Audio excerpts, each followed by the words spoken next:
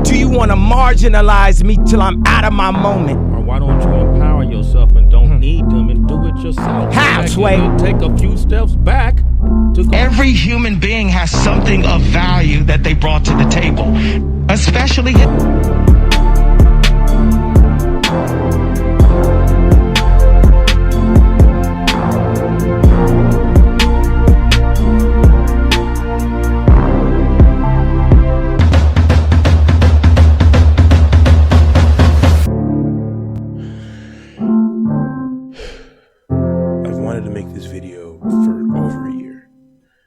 never seemed to be a right time for it all. I just felt like I had to push it back until the time was right, until I could execute my vision perfectly. And now, I think it's that time. For the first time in the series, this is a man that needs truly no introduction. At this point, it's not a detested opinion to say that rapper and musician Kanye West is a bit of a polarizing figure. This once beloved and revered musician has always been known to act and speak recklessly, whether it's interrupting Taylor Swift at the VMAs, telling people during a charity event on live television that George Bush doesn't care about black people, or in more recent history, showing support for former president and assault enthusiast Donald Trump, saying slavery was a choice, his very messy and public split with mega celebrity Kim Kardashian, or certain problematic statements on the BLM movement. Kanye is no stranger to controversy. And with controversy after controversy under his belt, he was somehow able to slide by with most of his respect from the general public intact. And that was until October 8th, 2022, when Kanye would spend the next 3 months of his life going on an anti-Semitic career-ending speedrun, any percent world record, starting off with the infamous "I'm going DEFCON 3 on Jewish people" tweet. At this point, people had enough of his antics and the general public began to shun him. Considering these events like his divorce and recent cancellation, many fans have pointed out instances in songs where Kanye kind of predicted his own future. Like on the song All the Lights. Strain and order. Can't see my daughter. Her mother, brother, grandmother hate me in that order. Or some song titles or bars that haven't exactly aged well, like this one from Flashing Lights. Till I got flashed by the paparazzi. Damn, these got me.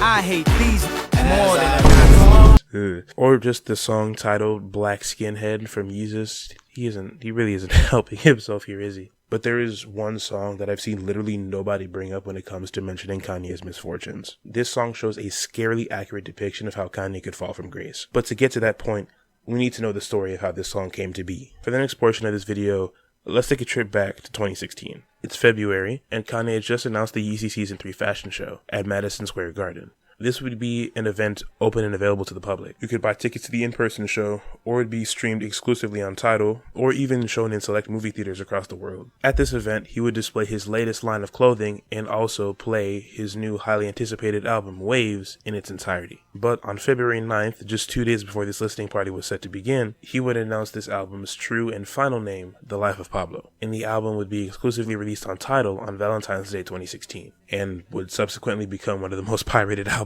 of all time. So then, on that faithful day, 30 minutes after it was slated to begin at 4 p.m., Kanye West walks up on stage with Travis Scott, Pusha T, and Kid Cudi. At about 1 minute and 40 seconds into the stream, he gets handed a laptop, and that laptop has an almost complete version of The Life of Pablo on it. And at about 4 minutes and 12 seconds, he hits play, and you hear the voice of a little girl saying a passionate prayer.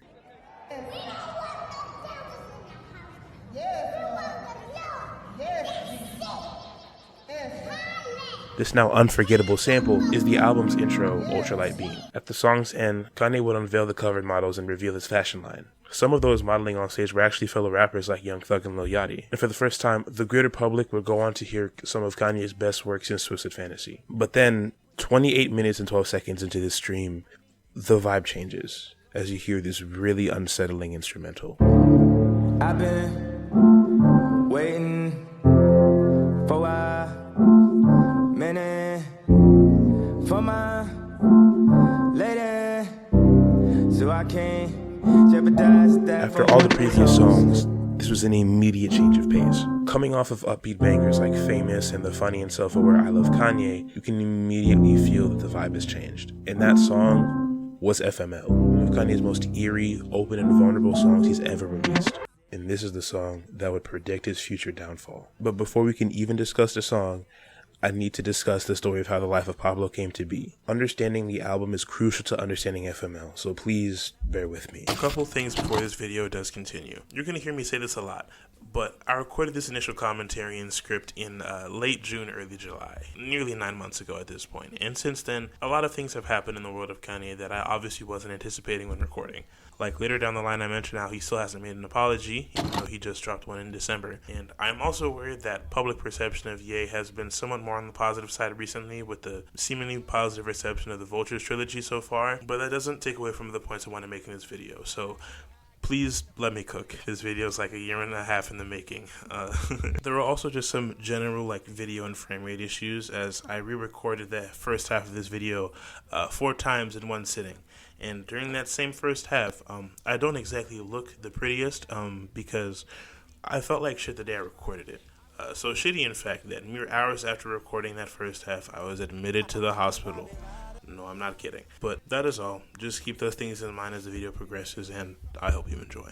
Like many things from Kanye's discography, it has some roots early in the past. Kanye coming off of a monumental 3-album run with his magnum opus, My Beautiful Dark Twisted Fantasy, his collab album Watch the Throne with Jay-Z, and the now iconic Good Music compilation tape, Cruel Summer, Kanye was definitely riding high. But he was also ready to start recording his next solo album. The initial title for this unannounced album was called Thank God for Drugs, and the music for this album we recorded from 2012 to early 2013. The album was originally envisioned as a much longer project. One of the ideas thrown around the studio, allegedly, was that this was going to be a 10-track album and each song would be 10 minutes long. There was about 3.5 hours of material made for that album initially. And that was all until Kanye recruited legendary record producer Rick Rubin to help with the album, and Rick decided that it would be best to cut down the album for its final project. Then, on May 1st, 2013, Kanye would tweet the words June 18 with no context, and as many suspected, this was going to be the release date of his next album.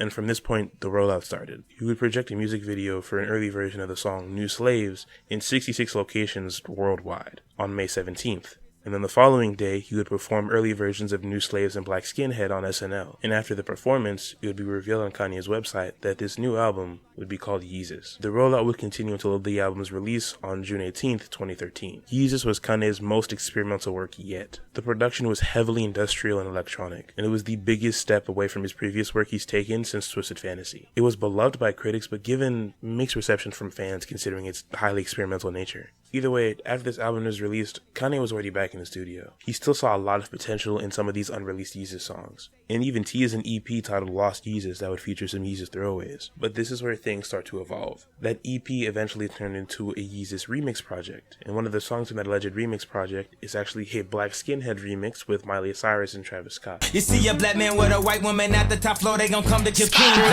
Middle America packed in. Can they see me in my black skin? Number one question they asking. Fuck every question you ask me. But from the scraps of Yeezus came multiple different album renditions. The Lost Yeezus EP eventually transformed into an album with entirely new material, being called Yeezus 2, kind of as a codename within Kanye's camp until a real name was chosen. These Yeezus 2 recording sessions gave birth to many new ideas, one of them being an alleged Paul McCartney and Kanye West collab album. But in February 2015, this album would take new shape, as Yeezus 2 officially got titled So Help Me God. And the only singles to release for this album supposedly would have been only one with Paul McCartney, All Day, and the original version of Wolves with Sia and Vic Mensa. But later in 2015, Kanye would actually announce that the album's title had changed from So Help Me God to Swish, and that Swish would release on the 11th of February 2016. Swish properly resembled what Kanye's next album would become. He worked on some newer songs from mid to late 2015, but the album more or less stayed the same. Only for Kanye to change the album's title from Swish to Waves, and then to its final name that we know it as now,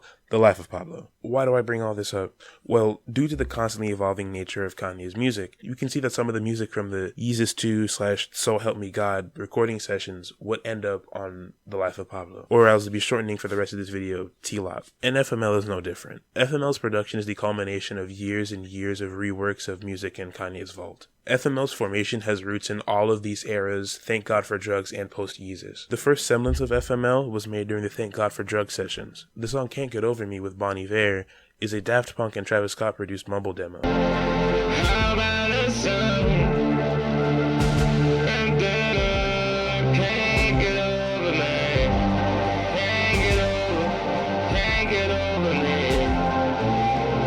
And the reason reason why I say mumble demo. Kanye and many other artists will like freestyle or mumble over beats so that they can get a feel for the song and write lyrics accordingly. And this eventually turned into a more fleshed out track. No one wants to fall out of heaven.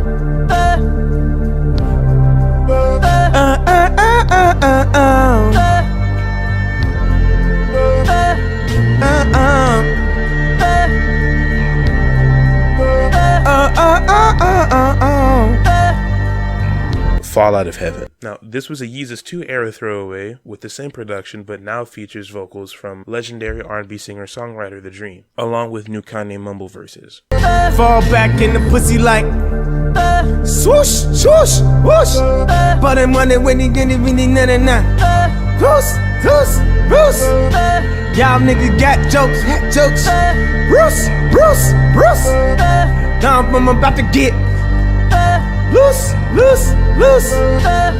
All night trying dirty wine. Woke up my dick crooked as the Nike sign. Pop stunning with the runner when you have me on. I could done it when you have me on. No one wants to fall out of heaven. And as those sweet tears fall from the sky, this girl gon' hate me forever. The song appears to be about a failing toxic relationship, where there seems to be no point in continuing. And as those sweet tears fall from the sky, this girl gon' hate me forever. Nothing that I can do to break your heart. I'm just doing my part. And I try my best not to bring it up. Just look the other way. Used to live in wonder. We were struck, but now love feels like thunder.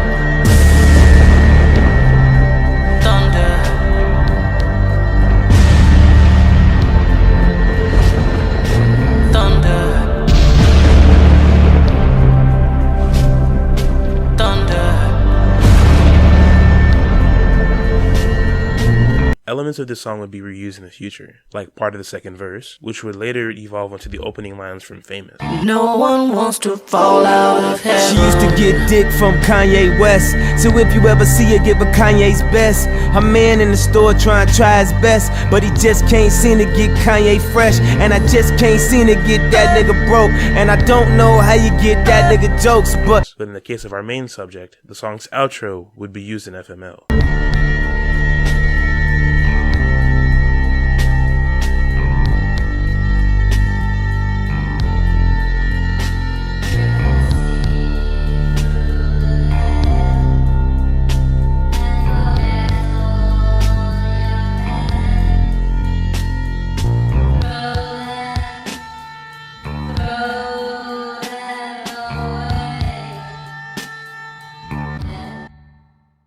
But we'll get back to that. This song was one of the first ever traces of T-Lop in Kanye's unreleased discography, and in a way became the musical nexus for this album. But technically, the first proper iteration of FML didn't come until mid-2015 during the Swish recording sessions. And even then, this was actually originally meant to be a Travis Scott song. Before Travis blew up or even dropped his first mixtape, Owl Pharaoh, he was a Kanye protege. He learned to hone in his craft while working under Kanye's good music production wing, Very Good Beats. Travis would even be featured on the Cruel Summer compilation tape as a vocal feature on the song Sin City, no, not that one, and have production credits on that song and the song The Morning. He would also get some production credits on Yeezus producing the songs Guilt Trip and New Slaves, but the Yeezus and Yeezus 2 sessions are where Travis recorded a lot of music that would end up on some of his future projects. The first was Upper Echelon, made during the Thank God for Drugs sessions and would end up on the debut mixtape Owl Pharaoh. pull out the Zap, pull out the ride.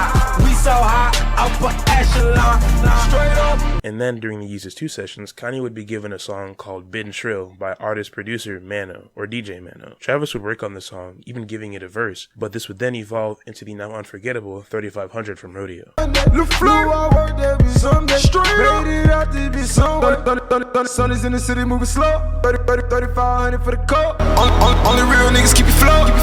Only true niggas I know. Only true niggas I know. Only true niggas I know. Only true niggas I know. Only true niggas I know. Hi, Future Will here. I recorded the commentary for this video over a month ago today, And speaking of today, as of recording, Utopia just came out, which, first off, oh my god, amazing album. Easily album of the year candidate. Like, without, oh man, it's so good, bro. It's so good. But also, I feel like I'd be doing a disservice if I didn't mention how Utopia also came from some of their early sessions together. Because not only does this album have a very heavy Yeezus and Twisted Fantasy influence, which isn't a bad thing, by the way, I love those albums, but that's especially apparent on a song like Circus Maximus. A walking attraction, a walking distraction. I'm naturally black, yeah. For my theme song, my leather black jeans on. But the song Modern Jam with Tizo Touchdown, it's actually a reworking of an early version of I Am a God from Yeezus, produced in part by Travis himself and Guy Manuel de Onam Cristo. Hope I said that right. No, I still fucked it up. It's pronounced Guy Manuel de Onam Cristo. Je parle français aussi, and somehow I fucked it up. I'm a disappointment to my family. Who most of you might know as being half of Daft Punk. I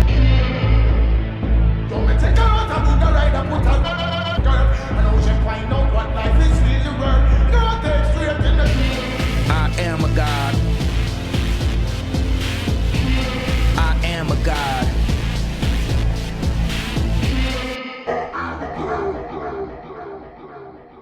It's going down, it's like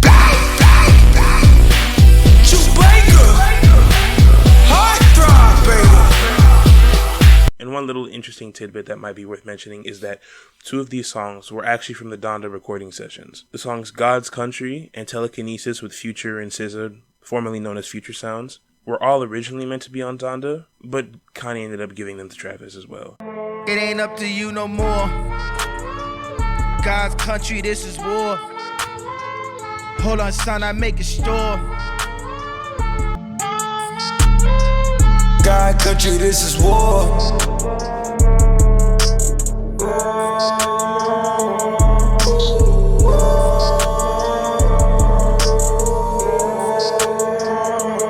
Saw the future of the bounce, you can see what it sounds. I got do it where it counts. I got none for the line. I was on for a lounge. I been done for the down. And a name I can't pronounce. I was always on the down. Do you like the way it sounds? You know the future of the bounce. Hey, I can hear your thoughts so loud. I can hear the crowd so loud. Do you like the way it sounds? But this is where Travis' involvement becomes more relevant. During the recording sessions for Swish and Rodeo that were happening around the same time, confirmed by producer Darren King, Travis had the beat for FML initially, and it was slated to be on Rodeo, while Kanye had the beat for Piss on Your Grave, that was slated to be on Swish or T-Lop. Nigga behave, nigga behave, nigga behave. Niggas today, niggas are bumping the blessings. Niggas got so many questions. Fuck you and Memphis. Helping the bump on my methods. But instead what would happen is that Kanye and Travis decided to trade each other the songs for each other's projects. So FML would go to Kanye, and Travis would get Piss on Your Grave for Rodeo. FML was one of the last songs to get completed before T-Lop's release. According to Ye Tracker, a community that's dedicated to tracking and logging all of Kanye's leaks, the last leaked version of the song was dated to be from January 21st, 2016, just a couple days before T-Lop's unveiling at the Madison Square Garden. And within that month, the song completely changed. There are multiple leaks and snippets of FML on Ye Tracker, but in the effort of avoiding confusion, I won't be talking about all FML variations from Ye Tracker. For this discussion, I'm just going to stick on 7 main ones. The first one that had a likeness to FML was actually this Yeezus 2 era throwaway beat from producer Keon Christ.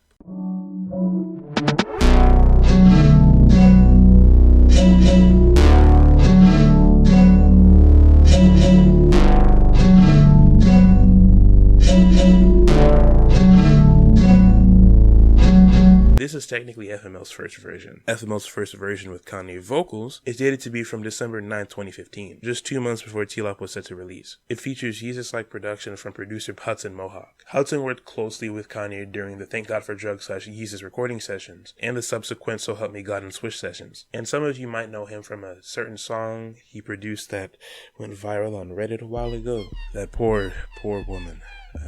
Anyway, this initial version features what sounds like a bridge from Travis Scott and a mumbled verse from Kanye. A mumbled verse that bears a lot of resemblance to the final verse on the official version of FML. Way too numb just to come yet. No, no, no, no, no, no. See how the more roll like those suffocate the door. Made 4x4 for double more. Had up on the top and made the go. This leak, unfortunately, sounds like it was cut short, and it was rumored to have another Travis Scott verse. It's also worth mentioning that Kanye sings a very early version of the chorus as the snippet cuts out. Cause I wish I would let it for my life up.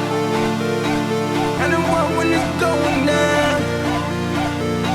We got round up and fuck the night up. Get right up. V3, the next known version, considered more expanded production from Hudson that featured a new mumble intro from Kanye that bears a bit of resemblance to the initial verse on FML and the release. I've been waiting for a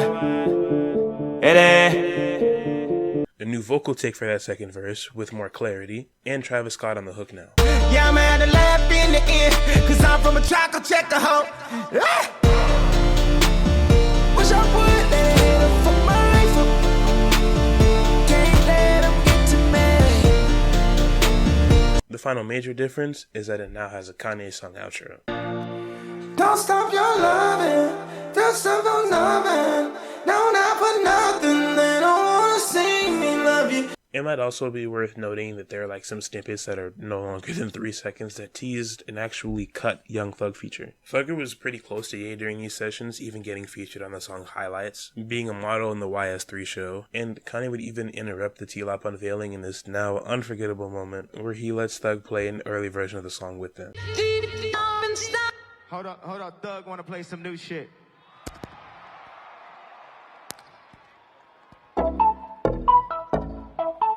Thug, baby. Fuck all that, let's get to it. What the song say? She suck on that dick on the plane and I just call her ahead.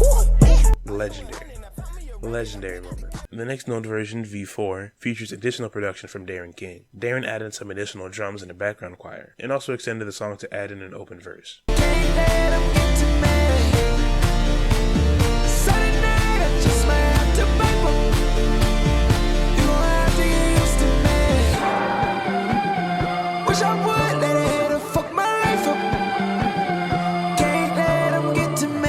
So far, the song is forming, but it doesn't sound exactly like the instrumental that we know today. And that's what producer Kian Christ came back in the picture. Kian took that initial throwaway beat from the Yeezus 2 sessions and morphed it into the instrumental that we know now, for the most part.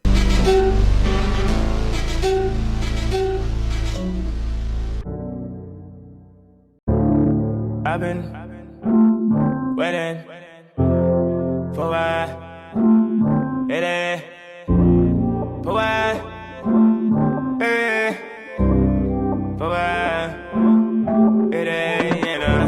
In the now 5th version of the song, the big difference between the release and this version is that the part where the beat drops is very different from this release. You gon' have to get used to me.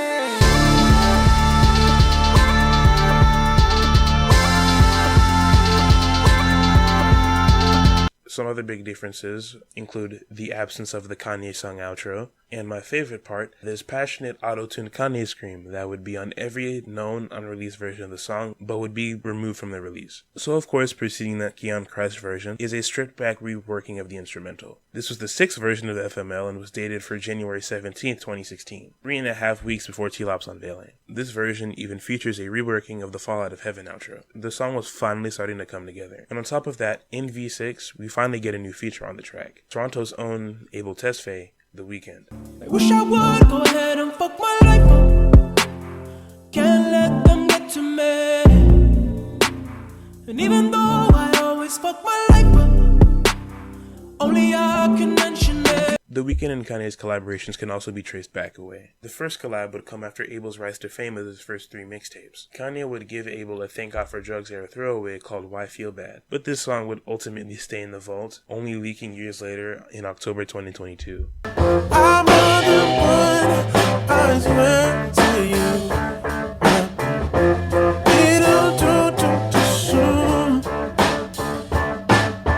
But their first proper collab would come in 2015. Just like Swish and Rodeo, Abel was in the middle of his own recording sessions for his own 2015 album, Beauty Behind the Madness. And Kanye would end up giving Abel an old Yeezus 2 throwaway called When I See It, where Abel would go from just a measly feature on the chorus to just straight up getting the song. And this song would end up becoming track 3 on Beauty Behind the Madness, Tell Your Friends, and would release as a single for the album on August 24th, 2015. We are not the same, I am too reckless. I'm not trying to go in that direction.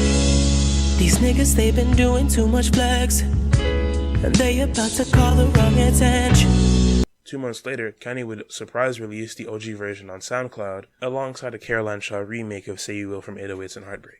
Roll some, they gon' roll some. If you know some, if we both honest, who lies? Yeah, you lie. But when you hear Tell Your Friends, you can actually hear Kanye's When I See It verse in the song, only it's under a strong vocoder. But the melodies do indeed match. Roll some, they gon' roll some. If you know some, if we both honest, who lies? Yeah, you lie. But now, as Kanye and Abel were clearly working together around this time, down the road during the recording sessions together, Abel will end up on FML. In this version, dated from January 21st, 2016, the instrumental is more or less the same, but Abel replaces Travis on one of the hooks. There's also a snippet leak where Abel has some cut background vocals, but that's neither here nor there. But then, there is the final known unreleased version of the song. That's the closest to what we have today. Here, the initial verse is still that original mumble take from V3, and the second version has a new vocal take, but one that's still different from its release. Before I let you go, one last thing I need to let you know. You ain't never seen nothing crazy than this nigga when he off his Lexi Pro. But the biggest change was that Travis was cut entirely from the song in place for The Weeknd. Despite that though, Travis is still a credited writer on the song. And this final version also featured additional productions from legendary record producer Metro Boomin. But the final major difference was that this featured a very long extended outro. That not only featured a reworking of the Fall Out of Heaven outro, but an instrumental outro that features Young Thug's iconic Metro Boomin Want Some More tagline.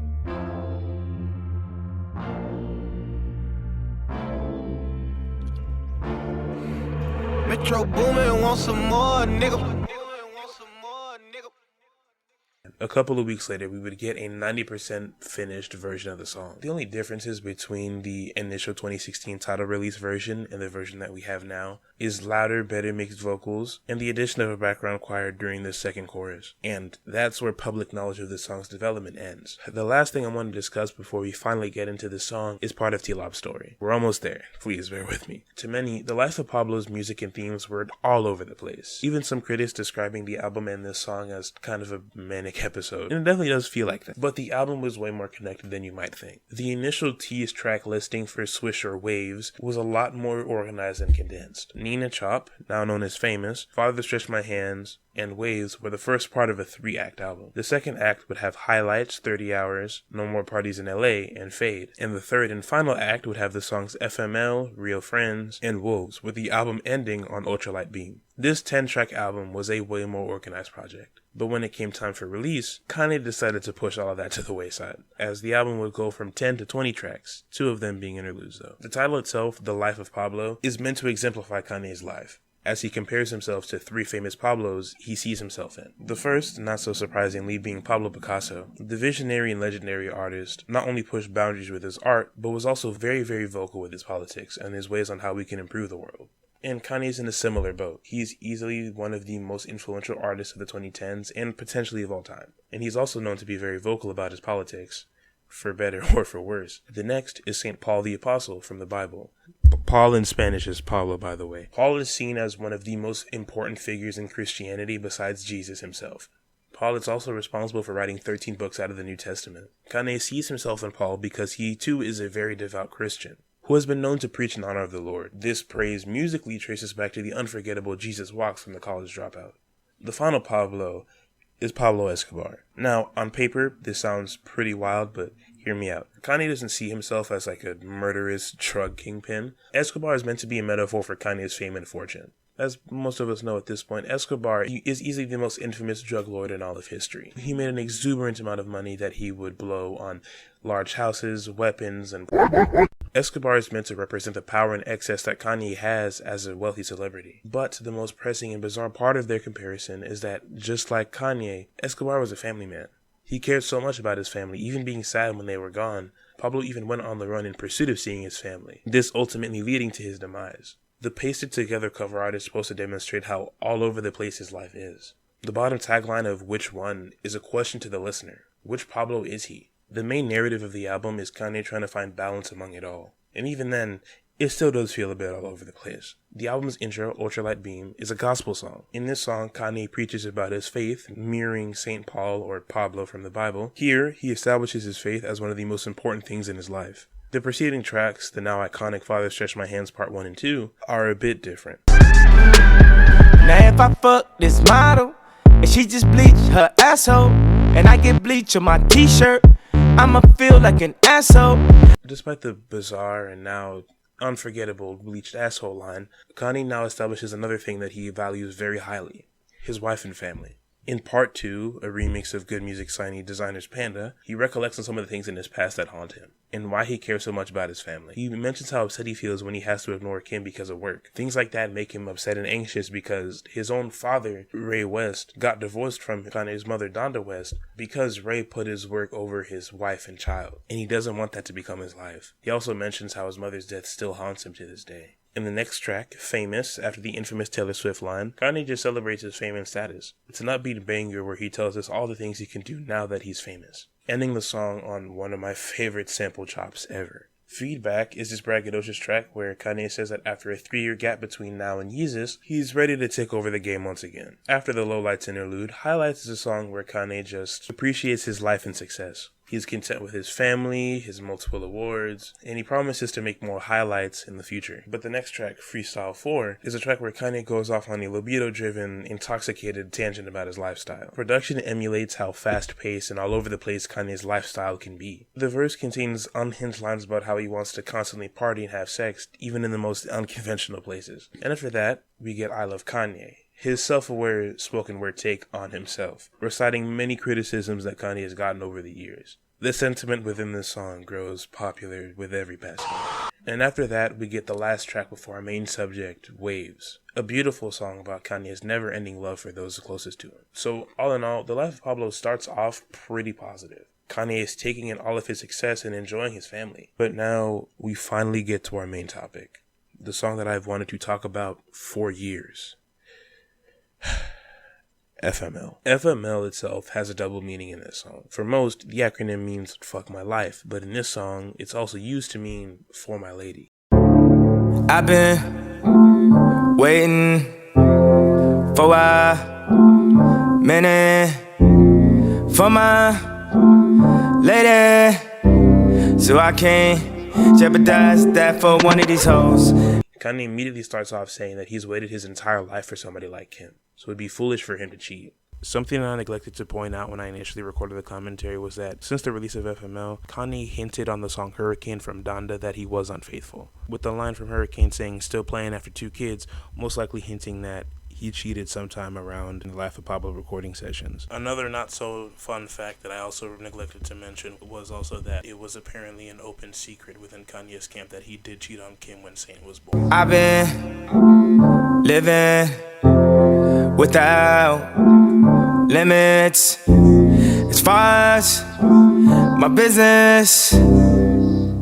I'm the only one that's in control. He also says that he's been living his life without limits. He's been given a lot of wealth and power. Around this time, Kanye had been working with Adidas for over a year, and his business ventures were expanding. Part of his life is now being consumed by capitalism and LA's toxic culture. I've been feeling all I given for my children. I will die for those I love. God, I'm willing to make this my mission.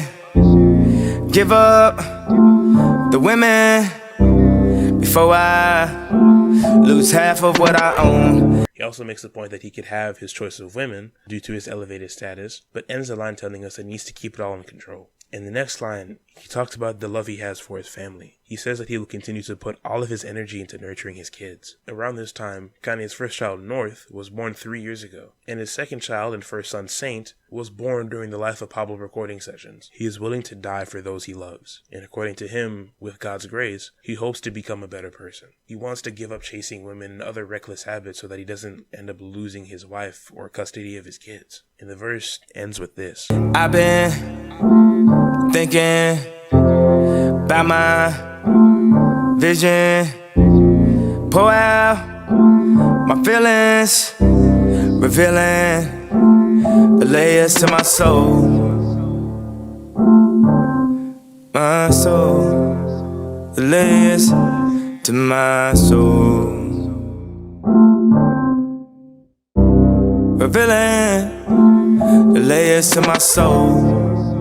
And then Kanye puts it out for us. He has been spending the last 3 years making sure that his art matches his current vision. And that vision is the album we have today, where Kanye does his best to give us a window into his heart and soul. Just in this first verse, Kanye fully summarizes the narrative of this album. Finding balance. He mentions how much he cares about his family, his faith, his art, and how he needs to balance them with his fame and power. He says that he has to put his faith and his family first. Otherwise, I wish I would go ahead and fuck my life up. Can't let them get to me. And even though I always fuck my life up. In The Weeknd's hook, he says, they wish I would go ahead and fuck my life up. Can't let them get to me. These people are his haters. Because of the position of power he's in, he feels like many people want to bring him down. But he knows he can't let that happen. Even going on to say that he knows that he fucks up from time to time, but acknowledging that he's the only one who can fix it. The second verse, however, starts off on a bit of a rougher note. Only I can mention it. See, before I let you go, one last thing I need to let you know. You ain't ever seen nothing crazy then. This nigga when he off his Lexapro. Kanye starts off by mentioning that for the rest of this verse, he's off his meds. Lexapro is a well-known antidepressant that's used to treat things like major depression, anxiety disorders, or, in the case of Kanye, bipolar disorder. He's off his meds, and a common withdrawal side effect is an elevated state of mania. Remember that last time in Mexico? Remember that last time the episode? Asking me why the hell I text the code 4 times just to say don't text me, ho. Told you 4 times don't text me, ho. Now we finna lose all self-control, but you ain't finna be raising your voice at me, especially when we in the Giuseppe store. But I'ma have the last laugh in the end, cause I'm from a track, I'll check a hoe.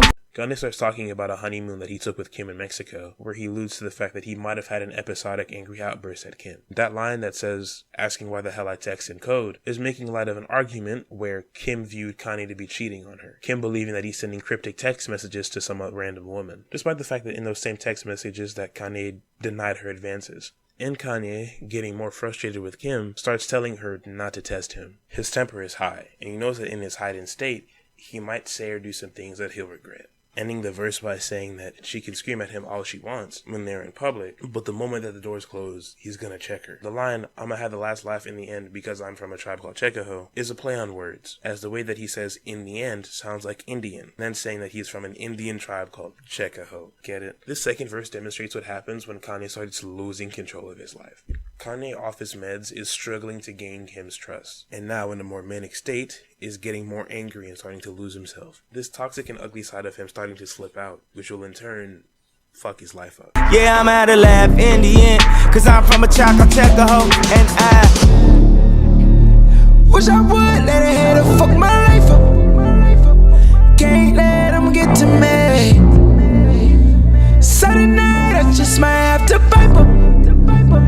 You gon' have to get used to me. Wish I would let him fuck my life up. Can't let them get to me. And even though I always fuck my life up, only I can mention me. Wish I would go ahead and fuck my life up. Can't let them get to me. And even though I always fuck my life up, only I can mention me. What are we chasing? It feels like we're changing. There's no proof. Those on cloud learn to debate, y'all. Ain't no love in the playground. Now they're speaking to me now.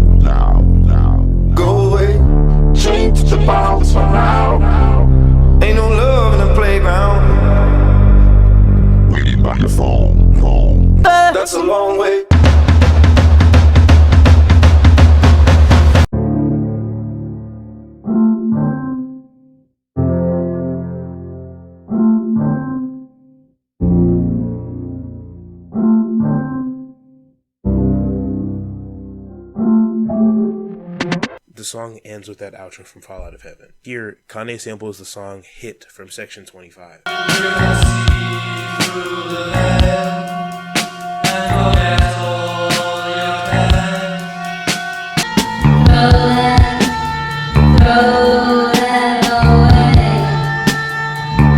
That Section 25 sample in the background, repeating, "See through the veil and forget all of your cares, throw them away." This is meant to insinuate that Kanye's way of living is that he needs to do what makes him fulfilled, rather than just living logically. Over this spine-chilling sample, as the song concludes, Kanye begs Kim for her love, begging partly because of his real-life love and admiration for her, but also more selfishly because he doesn't want haters to think that he fucked up his life successfully. Don't stop your loving, don't stop for nothing. No, not for nothing. They don't wanna see me love you. Don't know those something. They always loving, they always want it. They don't wanna see me love you. They don't wanna see me love you. They don't wanna see me love you.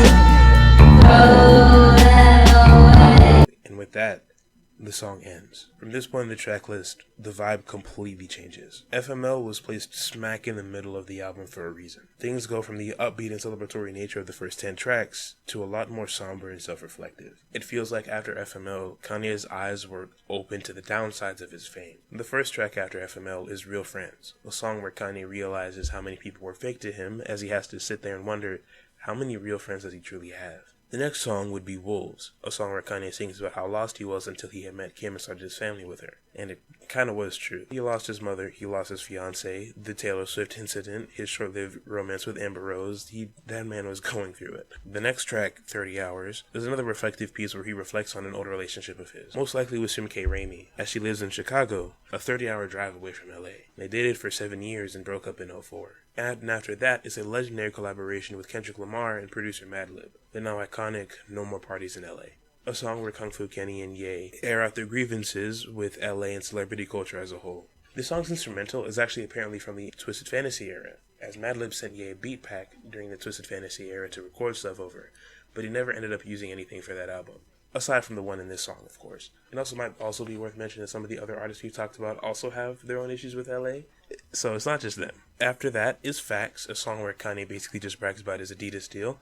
I'm sure that went smoothly. Fade, a song where Kanye calls out to a distant lover, feeling that their love is fading away, and that they aren't as invested in the relationship anymore. And the album ends on the unforgettable and somber outro, St. Pablo, a track where he addresses some of his insecurities, his mental health, his Twitter controversies, and a $53 million debt that he had to address around the time of this album's release. The song was added months after The Life of Pablo's initial release, and after Kanye had fixed the album on numerous occasions, and even after it was added to different platforms besides Tidal. And that, in short, is The Life of Pablo. Now, earlier, the reason I said that I wanted to talk about FML was because I feel like Kanye kind of predicted his own downfall in this song, and that's still true. But the reason why I think that is because of how much of a grifter he's become. According to Merriam-Webster, a grifter is somebody who makes money from tricking other people. A good example of a grifter in this context is conservative political commentator Candace Owens.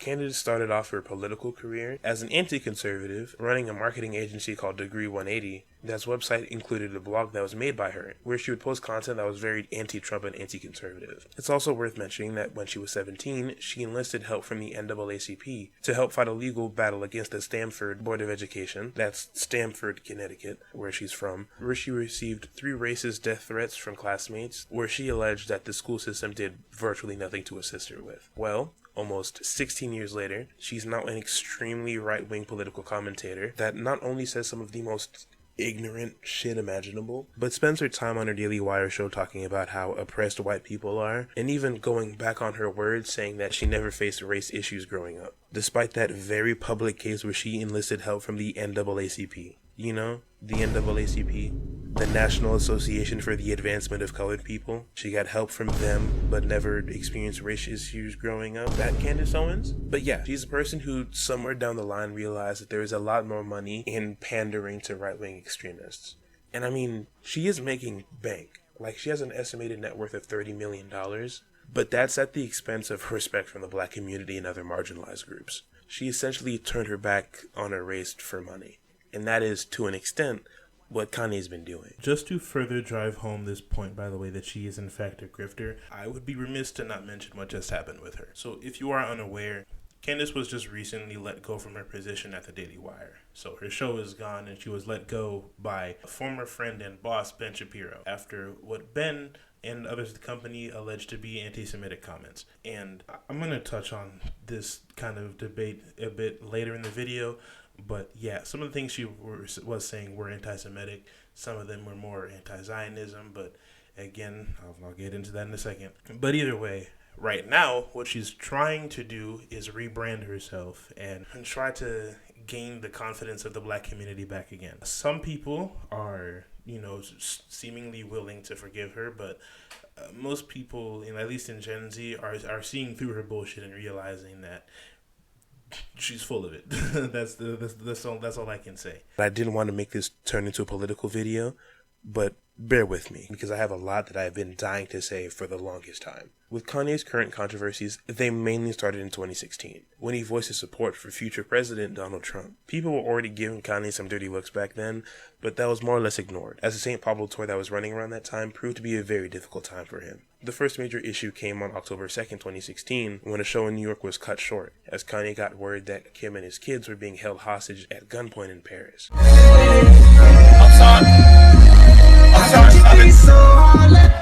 I'm sorry, there's a family emergency. I have to stop the show. Oh, shit. What happened to Kim? Oh, my God. Even going on to cancel the next 2 tour dates to help deal with that situation. Then when he went back on road and as the tour progressed, he started to become a bit more unhinged, going into random infamous rants during some of the last few shows, going on about politics, his beef with Drake, his beef with Jay-Z, a supposed beef with DJ Khaled, and so on and so forth. In life, there's roadblocks. Up until the last performance on November 19, 2016, where he performed 3 songs before going on an extremely long rant. Season 4 racist comments. Get ready to have a field day, press. Get ready, because the show's over.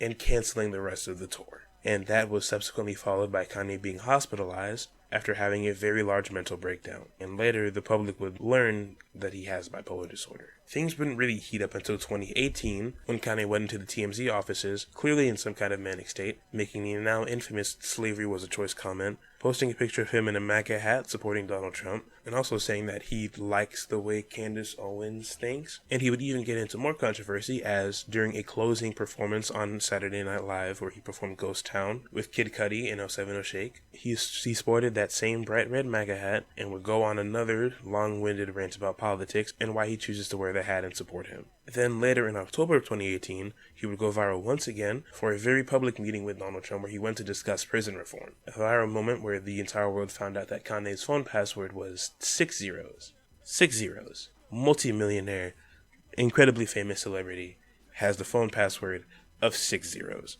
It's no wonder that this nigga's music leaks on like a weekly basis. Then, in 2020, he would fulfill his promise from the 2015 VMAs and run for president, with an incredibly scuffed pep rally, where he was clearly in another manic state, going on even more unhinged rants, saying that Harriet Tubman didn't actually free slaves, and even bursting into tears talking about how he almost aborted his first daughter north. It was a really odd time. And after his obvious loss in that election, only scoring 60k votes, and to those 60k people that voted for him, what is wrong with you? His biggest scandals for the foreseeable future would be his divorce from Kim, his subsequent rebound girlfriends, his distaste for Kim's at the time boyfriend Pete Davidson, or Skeet, as he would call him delaying the release of Donda multiple times, his beef with Drake that would temporarily end in 2021, only to be reinstated after certain things, and the messy and unfinished release of Donda 2 on the stem player. And after the Donda 2 fallout, Kanye wouldn't really make the news like that again until October 2nd, 2022, when he and Candace Owens would be spotted in those infamous White Lives Matter t-shirts. And then, of course, his 3-month-long anti-Semitic tirade that came with the exciting conclusion of Kanye putting on a gimp mask and talking about how much he loves the World War II mustache man on the Alex Jones Show, making a right-wing conspiracy theorist and a literal white supremacist be uncomfortable around him. You do not understand how crazy of a feat that is. In recent months, Kanye has hit an extremely new low. The reason why I say Kanye is a grifter is because he happily seeks attention from right-wing extremists, knowing that if he adheres to some of their abhorrent views, that he'll get an elevated platform. I hope I can find it, but there's an old video from 2018 where Kanye says that the reason why he supports Trump is because he likes that Trump speaks his mind like he does, and because he feels like he's fine with having to suck up to somebody like that if it means making progress for black people in this country. And I mean, he helped one time with that whole A$AP Rocky and Sweden situation, but after that, nothing really. Kanye would go on to say that he no longer supports him during his 2020 presidential run, but then just a couple months ago would go on and backtrack on that statement. He moves back and forth and only seems to support people when it's convenient for him. So that's why I find it really funny that on a leaked version of the song Life of the Party from Donda, Kanye makes fun of Travis for smiling for these white people, which is Kanye's way of saying that Travis sold out so he can get some of his viral endorsement deals like the Fortnite concert and the infamous McDonald's meal. What can I get for you? You know what I'm here from, man. Anything else? Yeah. And then, less than 2 years later, go around and smile for people like Sneeko, Alex Jones, and Nick fucking Fuentes. He's a literal white supremacist. You are black. What are you doing? What are you doing? Kanye has been known for his unapologetic way of spreading his messages. And in the past, he's brought up some decent points. The first major instance of this is an old MTV interview from 2005, where he condemns homophobia in hip-hop, saying that he sees the black community's struggles for equality in a similar light to those in the gay community. And he said this during the least popular time to do so in hip-hop. Everybody in high school be like, yo, you acting like a You acting like, dawg, you gay? And I used to deal with that when I was in high school. And what happened is it made me kind of like homophobic, because it's like I would like go back and like question myself, like, damn, why does everybody else walk like this and I walk like this? So why is it you start just looking, because you don't realize until you're in high school. People like, yo, fam, look at you. Look at how you act. If you see something and you don't want to be that because it's such a negative connotation towards it, you try to separate yourself from it so much that it made me homophobic. Everybody in hip-hop discriminates against gay people. To me, like, that's one of the standards of hip-hop.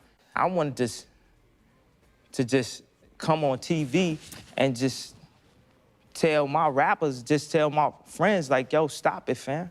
Mm-hmm. Like seriously, that's really discrimination. To me, that's exactly what they used to do to black people. Another example, also in 2005, was the infamous George Bush doesn't care about black people line that he blurted out during that Hurricane Katrina relief benefit. And he had a point. He was upset with the way that politicians and the media portrayed struggling black families, portraying them as looters and thugs. I hate the way they portray us in the media. If you see a black family, it says they're looting. See a white family, it says they're looking for food. And that picture of Bush flying over the wreckage did not exactly help his image either. And also, dating back to the College Dropout, countless songs on that album are about struggles that the black community face every day. And even in 2013, on Yeezus with songs like New Slaves and Black Skinhead, and the now iconic Sway interview, Kanye discusses the exploitative, predatory, and unfair nature of corporate white America that made it so hard for him to see his visions through, like his clothing and shoe brand. But as of late, his unashamed way of speaking has proven to be more offensive than it is thought-provoking and boundary-pushing. Kanye in 2022 is making major business moves with the short-lived Yeezy Gap line and the continuing rise of the Yeezy Adidas empire, but once again, he wasn't satisfied. He was once again frustrated with the fashion industry, and Kanye was still upset that he didn't have ownership of the brand that literally has his name attached to it. But for Kanye to wake up one day and start blaming all of his misfortunes on the Jews, talk about how much he loves is extremely problematic. And Kanye fans aren't exactly helping his case either. Now, I have to clarify, this isn't everybody, clearly, but some Kanye fans were way too quick to defend or excuse his actions. When Kanye dropped that song Sensory Overload, a song dedicated to his new wife Bianca Sensory, people were way too quick to forget about what he did. And it's sad. Did it really take one decent song of him rapping over a soul sample to just forget what happened? And that's another thing, many Kanye fans, it feels like they just want to forget what happened. I mean, I too want to forget what happened, but What I mean by that is they refuse to acknowledge it. Kanye wasn't just canceled because he said, I don't really like Jews once or twice. He went on multiple documented, unhinged rants about how Jews control the media and whatever. And his rhetoric directly inspired hatred. If y'all don't remember, like, there's a very viral demonstration of neo-Nazis in California that were holding a poster that said Kanye was right about the Jews. And even though some of his fans will try to condemn the stuff that he says, they'll still find a way to meat ride him. The Kanye Post Instagram account comes to mind. They're meant to be a Kanye News and Archive account. And almost any time they repost an article where somebody's being critical of Kanye, especially Kim Kardashian, they start vigorously bouncing on his meat, talking about how the media's after Kanye again. Like in this post, for example, where they go after TMZ for TMZ calling out Kanye's crappy 21 Jump Street apology. Like, yeah, the memes are funny, and this apology was not exactly aimed at me, but I feel like many Jewish people could agree with me that, like, this is not an apology. Saying that he saw a Jonah Hill movie and was like, anti-Semitism, that's pretty whack. That's not a real apology. And his ego is so beyond the stratosphere, I don't think we're ever going to get a real apology from him ever. Now, with Kanye's recent shenanigans, the term separate art from the artist came around again. And I agree. Yeah, we need to run that back. As I said multiple times, this video was recorded in like late June, early July, nearly 9 months ago at this point. But after having to push this video back, many things have obviously happened in the world of Ye. The most notable, of course, was his wife giving him top on a boat in the middle of Italy. Oh yeah, and that also he's been like working on music. His own solo project, potentially titled Bad Bitch Playbook. Some work with Freddie Gibbs, some work with Cardi, some work with allegedly even Kid Cudi. And of course, his ongoing collaboration project with Ty Dolla $ign, Vultures, that at the time of recording had 7 scrapped release dates and then was announced as a 3-part album series, with the original release dates being February 9th, March 8th, and April 5th, respectively, with the first one being released, albeit like a couple hours late, and the second one being delayed until apparently May 3rd, and the third one just delayed indefinitely. This is Donda 2 all over again, bro. Oh my fucking god. But I will discuss the Vultures trilogy at a later date, if it actually comes out. And now I'm sure you're wondering why this video is like twice as long as it should be, and what I could possibly have left to say. Well, in general, like, a lot of things have happened with Ye since then. Some of the opinions I discussed in the original final 10 minutes of the video, I don't agree with anymore. I wanted to talk about my issues with the Kanye fan base and rap fans in general, music fans in general, really, and also discuss my personal gripes with some of Kanye's actions. And I also realized I left out a decently important topic. So I decided to just cut my losses and replace those last 10 minutes with this now fully complete video. Understandably, if you want to tune out and come back later, I get it. Honestly, it's actually better for my engagement if you come back, so I honestly wouldn't mind, but please let me cook, because there are a lot of things that I want to say, and I feel like there are a lot of conversations surrounding Ye that we all need to have, that I feel like we're not having. Now, before the cutoff, I mentioned that I believed in separating art from the artist, but looking back at it now, I realized that that statement is just pure copium, and I feel like I didn't articulate what I really wanted to say the best. But I found someone who kind of helped me with that. A couple months ago, fellow commentator I Used to Be Pay made this really good video titled, Being a Fan Makes You a Bad Person. And in this video, he makes the argument that, at times, being a fan of a music artist makes you compromise your morals, all because you enjoy the music that they put out. And it's a really good video, and I suggest you do watch it. After me, of course, I'm more important. But seriously speaking, I think he is right. Separating art from the artist is just a really fancy way of saying you're going to push your morals a bit to the side in order to enjoy the music from this person that you like. And if we're being honest, I feel like all of us do this to some degree. And I mean, it is hard not to at times. Everyday people like you and I will almost never meet or interact with these celebrities. Maybe seeing them at a concert, or, in a 1 in a million chance catching them on the street or catching them publicly, whatever. But like, celebrities are so disconnected from us because as a society we put them on this higher than life pedestal because they're famous and wealthy. Dude, if my close friend started going on some just like crazy xenophobic, anti-Semitic, all this like crazy conspiracy stories type shit, I personally would either A, try to educate them and be like, hey man, nah, Or two, I'd just cut them off. But for celebrities, most of us kind of just go, oh, they're doing that thing again.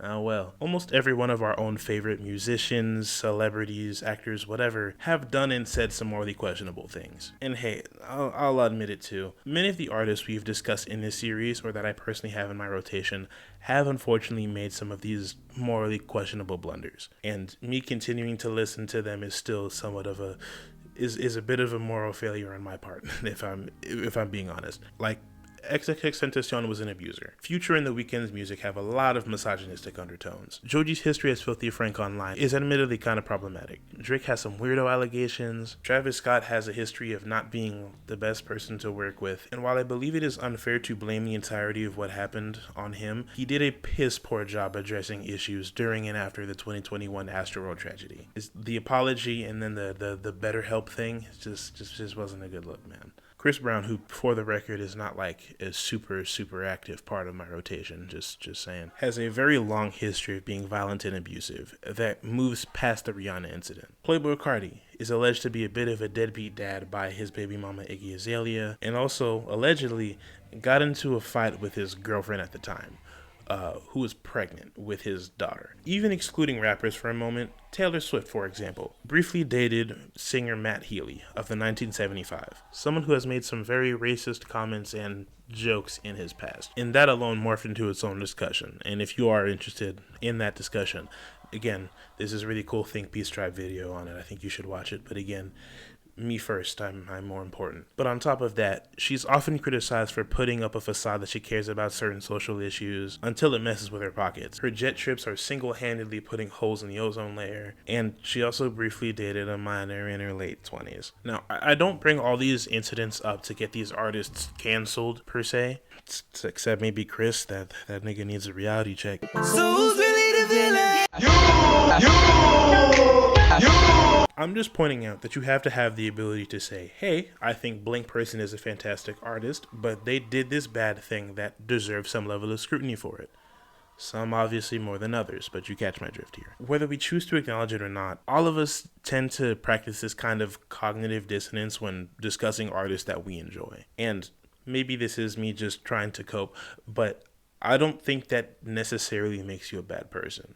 What I believe would make someone like a genuinely bad person is someone who like refuses to acknowledge or condemn the shitty thing somebody has done, or go so far as to either condone it or excuse it. The other problem here is that separating art from the artist, by definition, is nearly impossible. Any form of art, whether that be music, film, paintings, etc., it is a reflection of the artist. And when that comes to music, rap music especially, where maintaining a bit of authenticity in your music is kind of an unspoken rule, it's really hard to see these real life issues and not have them affect the way that you view their music. Now, of course, musicians tend to embellish their lives for the sake of entertainment in all genres of music, but in the case of someone like Kanye, it is getting extremely harder to try to distance him as a person to his music, especially when he directly references these incidents in his songs. Multiple Kanye songs that have seen a somewhat official release since that initial White Lives Matter scandal have made comments on these events. Like at the end of Sensory Overload or Someday We'll All Be Free, where he seems to double down on the comments that he made on the Alex Jones show just 3 days before. And on the single Vultures from the project of the same name, he says the infamous, "How I'm anti-Semitic, I just fucked a Jewish bitch." He's flat out referencing these controversies, and he's saying it in this kind of like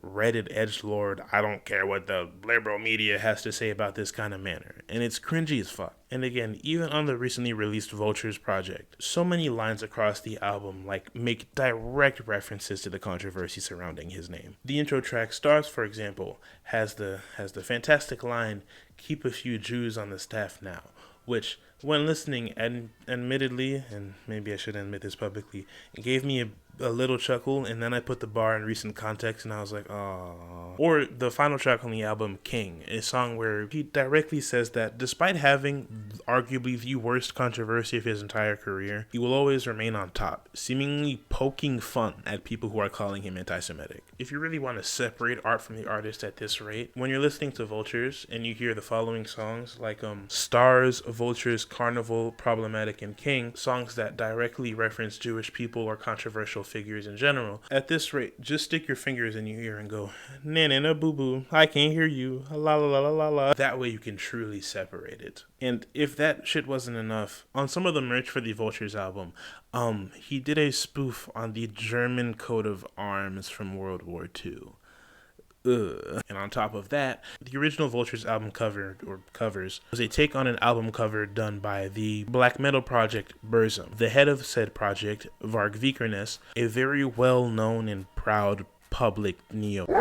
The voices are getting so fucking loud right now. Oh my god. To give Kanye the tiniest bit of credit here, he has made some controversial and edgy statements in his art in the past. Whether it's the Black Skinhead music video featuring people in these like black clan-like hoods, or the fact that this nigga titled the song Black Skinhead in the first place, putting a Confederate flag on Yeezus tour merch, or getting a bunch of nude wax models of famous celebrities like Chris Brown, Rihanna, his former wife, and Taylor Swift for the infamous Famous music video. Whether you agree with them or not, those wild choices can at least be defended as creative choices. But as of now, it feels way more like Kanye is just trying to throw up useless shock value. Whether he's just trolling or not, like his fans say to defend him, it's starting to bleed into his music. This kind of reminds me of the controversy surrounding Anthony Fantano's Vultures 1 review, where in it, he exclaimed that he believed that Vultures 1 was unreviewable trash, pointing to how Kanye made direct references to all the controversies surrounding him on the album, which in turn he believed made it harder to listen to, and is also upset with Kanye and his fans for defending this kind of behavior. And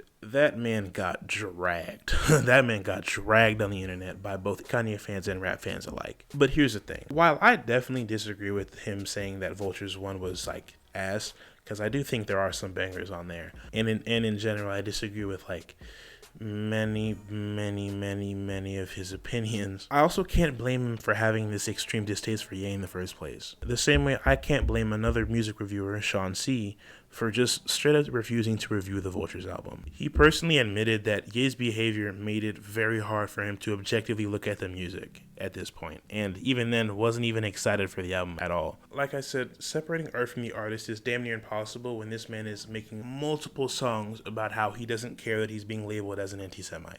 Now, a common rebuttal I saw to these videos are people just saying like they're music reviewers and need to be able to review without bias. That's their job. They shouldn't let their personal feelings tamper their review. And while I somewhat agree with this sentiment, it is harder and harder once again when the artist's moral missteppings are at the forefront of this album, and in a way that is unapologetic. You can easily say that, but it is harder in practice than you might think. For example, and this is an extreme example, but hopefully this will drive my point across. You know that one 19-minute long R. Kelly song called I Admit, where that man basically just self-reports for almost 20 minutes? With lyrics like, I admit I fuck with all the ladies, that's both older and young ladies, but tell me how they call it pedophile. Because of that. Shit, that's crazy. You may have your opinions, entitled to your opinions, but am I really supposed to go to jail or lose my career because of your opinion? I want you to look me dead in the eyes and tell me that you can review that song without some kind of bias against R. Kelly.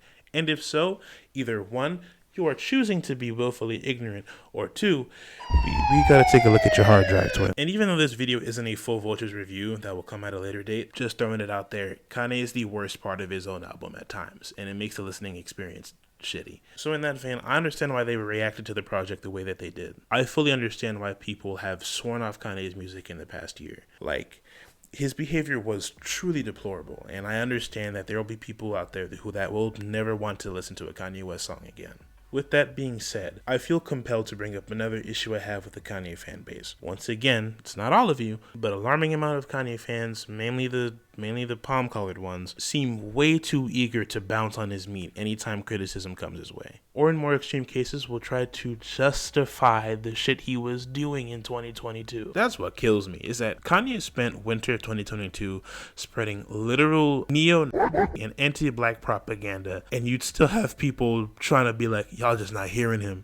What? The man said he likes fucking Hitler.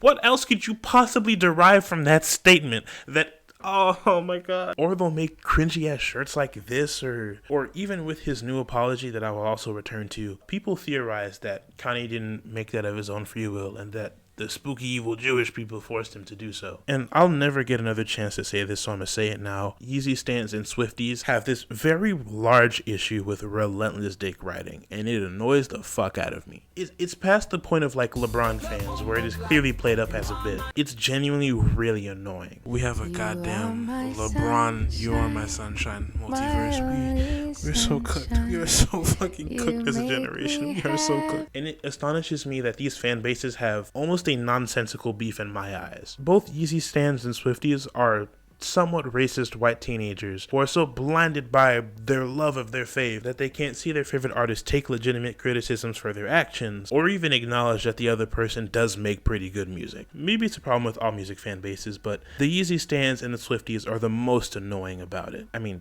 next to the Barbs at least. Good God, that woman needs help. Modern celebrity stan culture is a fucking disease. Being a fan of someone isn't the problem. It's the constant glazing that I take issue with. Anytime a former or current fan makes a valid criticism of Kanye's actions, or simply say that they don't like what he's doing, you'll have people ranging from teenagers to grown-ass men talking about how he's just light years ahead and I'm just being a hater, or going so far as to imply that you're a fake fan because you don't blindly co-sign all of his actions. Like, listen, I too have heard Breathe In, Breathe Out from the College Dropout. I see why you like riding that nigga dick so hard, but like, take a break, please. We are on our Kanye, not a death cult, man. I just want to listen to Gold Digger in peace, man. I mean, hell, this video should be like proof that two things can't exist at once. The first half of this video was me talking about how much I love The Life of Pablo, how great of an album it is, and how, again, I found FML to be probably one of the best songs he's ever made. And now, I'm spending the latter half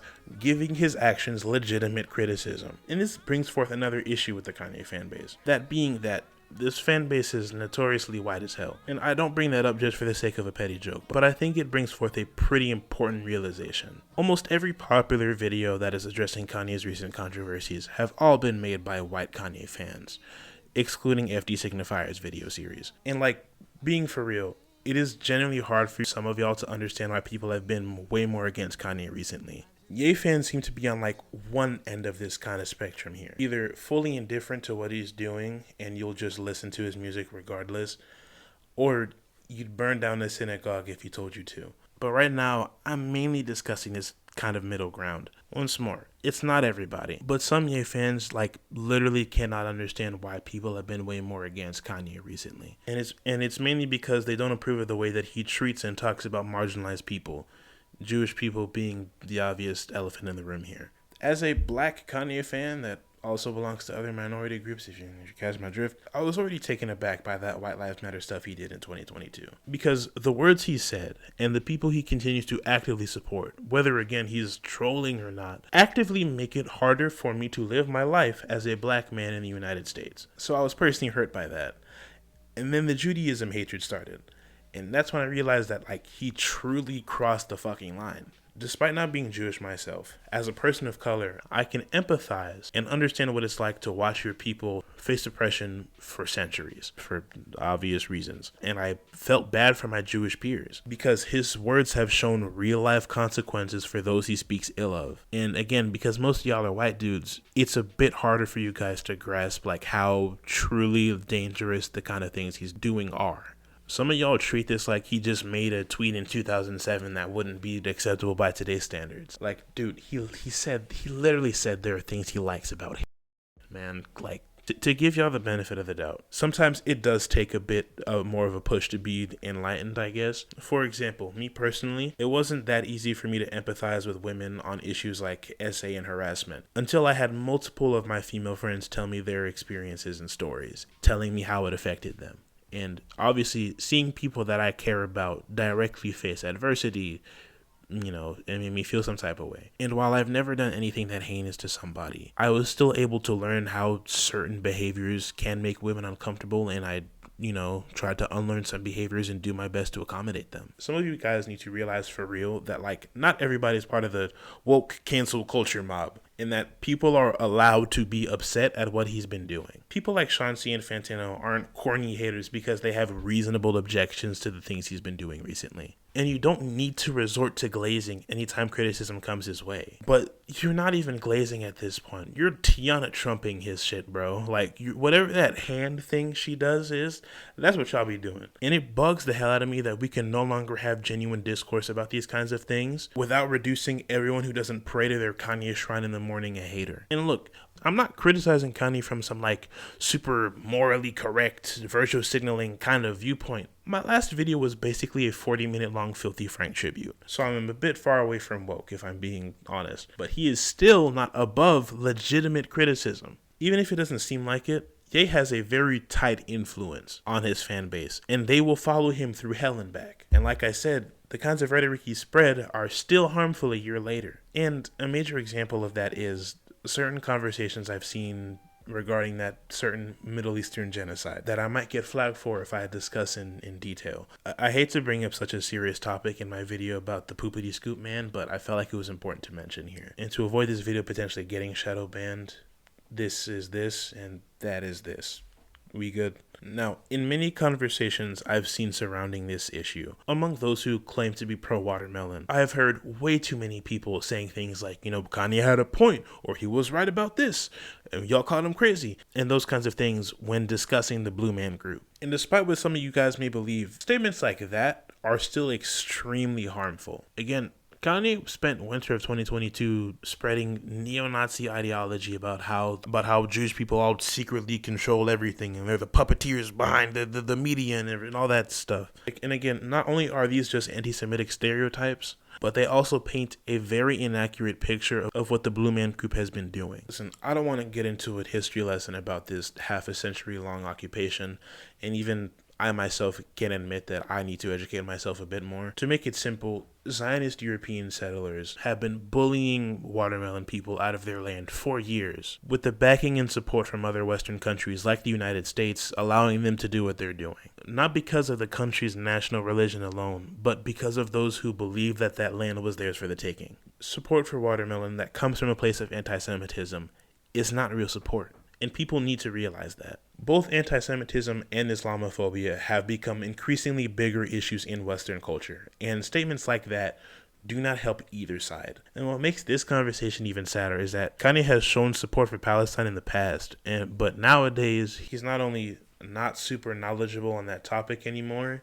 apparently, but after the antics of 2022, it's much harder to gauge whether his support for Palestine would have came from an anti-Zionist point of view or an anti-Semitic point of view, as he also seems to conflate Judaism and Zionism often, and that's something I will also return to. With that out of the way, there is one major topic that I want to discuss that I feel like I left out in the initial video. Something that I believe is the major driving force behind some of Kanye's most recent controversial actions. That being the poor balancing of his mental health and his life as a celebrity. Seriously, for this next part, hear me out, because I feel like this is a part of the Kanye conversation that no one seems to truly be having. As previously mentioned, Kanye suffers from bipolar disorder, or according to him, autism. And since symptoms tend to overlap, I'm not exactly surprised. But for the sake of this video, I am mainly going to focus on his previous diagnosis and show how some of his recent behavior can be linked to that. Now, I don't want to come off as some kind of armchair psychologist. I did my best to research this, but if I do miss the mark, please feel free to correct me in the comments. According to the National Institute of Mental Health, bipolar disorder is an illness that causes unusual shifts in a person's mood, energy levels, activity levels, and concentration. These shifts can either be manic or depressive. Depressive episodes, as you can imagine, are episodes where a person experiences extreme depression symptoms, including but not limited to anxiety and delusions, restlessness, lack of interests, and unfortunately even suicidal ideation. Manic episodes are almost the direct opposite. A person might have a larger amount of confidence, little need for sleep, an overwhelming amount of energy, and a very high self-image. And these episodes can last from almost a week to almost a full year if severe enough. And even though Ye has been denouncing his bipolar diagnosis a lot recently, he has shown both out in the real world and said in his music that he tends to exhibit these symptoms, and has even admitted himself that some of his more infamous moments came from when he was in a manic state. Like, for example, that slavery was a choice blunder. With these facts in mind, you can kind of see why Kanye's reputation and behaviors have started to worsen a lot recently, and why his attitudes against Jewish people have been increasingly more negative. And a major part of that is his relationship with the business and media world. Ye has had a hate-hate relationship with the media since even the college dropout days, and it hasn't gotten any better, obviously. Now, even before the disaster of 2022, following the Taylor Swift incident, Ye never got the most favorable press, even after him and Taylor were friends for at least half the decade. Most of the time, when he was mentioned in paparazzi encounters or articles or whatever, it was more or less negative. It's always been critical of him and his freely speaking attitude, and whether the criticism was warranted or not, it obviously made him more jaded against the media. And in the business world, he's also been dealt a shit hand multiple times. Starting from the early days of his career, when Capitol Records pulled out of a potential record deal, right when he was getting started to properly work on the college dropout, or his short-lived partnership with Nike after they refused to compensate him the way he felt he deserved for the Yeezy brand. But nowadays, those issues have been how Universal Music Group refuses to give Ye the rights to his masters, or how he and Adidas started to drift apart when he wanted to take Yeezy to bigger horizons. And on top of that, it is also alleged that Ye was not allowed to seek mental help under his Adidas contract, which is indeed fucked up. Once again, it is obvious as to why he'd become more jaded against the business world, a world that has never truly embraced him because he is a black man. Something that he also does criticize heavily on Yeezus. But that disgruntlement is what unfortunately seems to be leading him down this path of anti-Semitism. Because, as it so happens, many Jewish people have worked with him in these business and media spaces, and his already jaded view of these spaces, plus some misguided teachings about Jewish people I will return to later, made him unfortunately anti-Semitic. Just in the Vulture single alone, right after that one line, he disses his former manager Scooter Braun, another Jewish person he claims has wronged him in the past. In this case, there is some validity to not liking Scooter.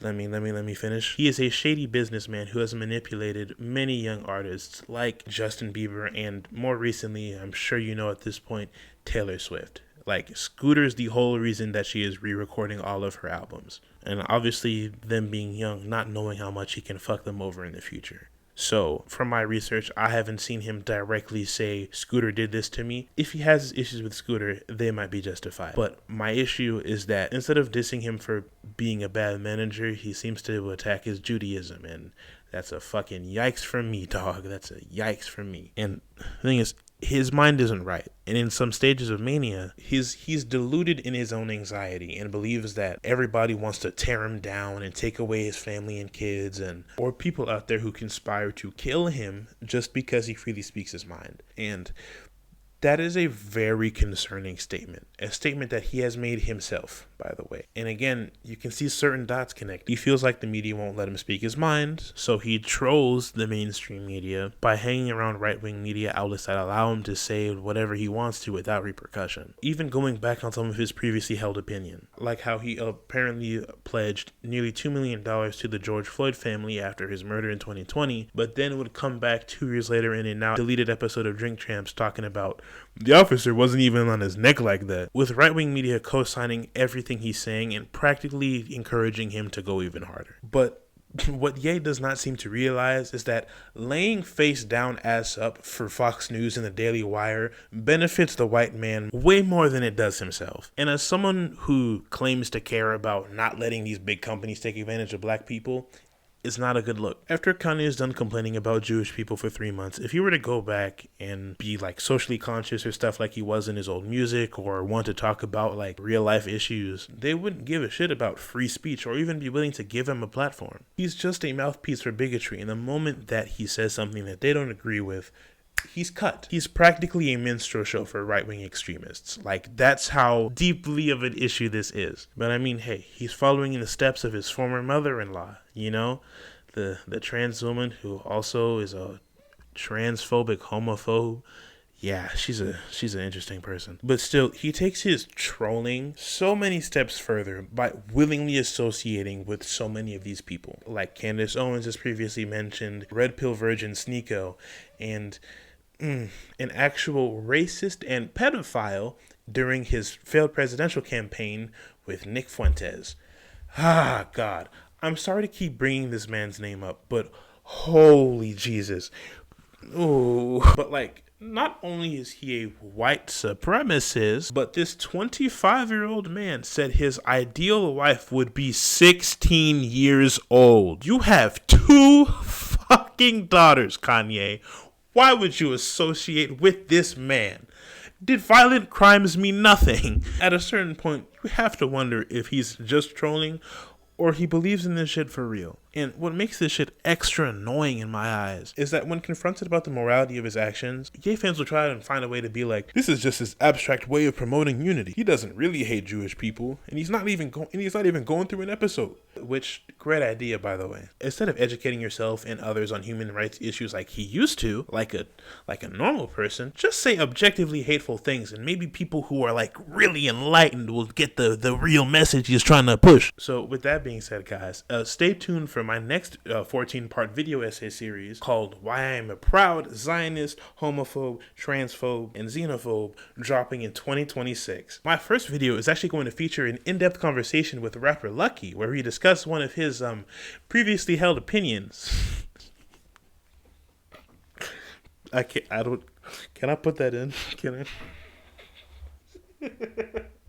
But seriously, even with all of that said, it is so very annoying that I have to try and become fucking Matt Pat, rest in peace legend, to even try and piece together why he's been behaving the way he's been behaving recently. Because he keeps giving these nonsensical and contradictory statements about his opinions. And it's hard for me to take what he's saying seriously. But the thing is, the conversation about Kanye's mental health will only truly be understood by those closest to him and Ye himself. But I wanted to make it clear that this isn't just black and white. But that leads to the second part of this issue, that being that Ye is a wealthy and powerful celebrity, and that mixed with his bipolar disorder seems to make matters worse for him. Anytime someone becomes a celebrity, whether it is on purpose or not, you will find yourself surrounded by meat riders. People who will latch onto you because of how successful you are, and are so afraid of being cut off that they'll just blindly co-sign everything you do, and will feel scared to try and help or intervene if necessary. Whether it be in Ye's own inner circle, his circle of celebrity collaborators, or whoever, he runs such a tight ship that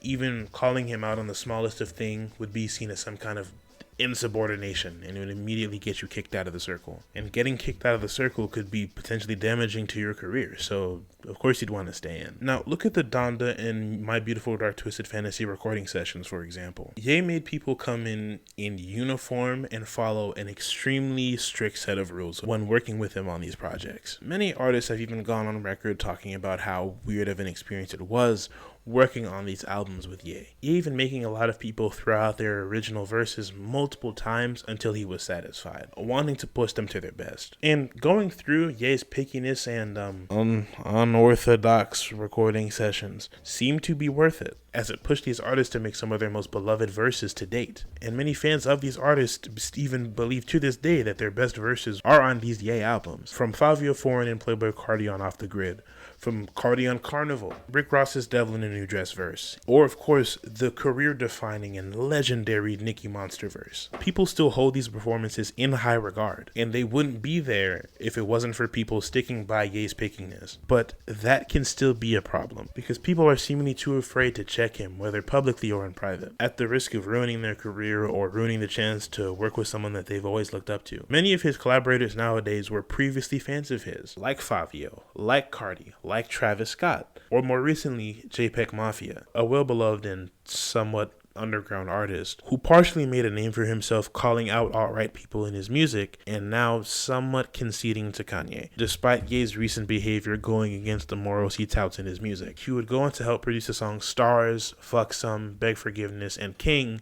on Vultures 1. Rarely anybody around Ye is willing to call out his behavior and get him the mental health that he might need, because if they do, there's a decent chance they're getting kicked out of the circle. And Ye having a mental disorder that is known for inflating one's ego, it becomes a bigger problem when he is constantly surrounding himself with people who will never be willing to check him, thus inflating said ego further. And while morally questionable, it is sometimes hard to put your foot down in situations like that.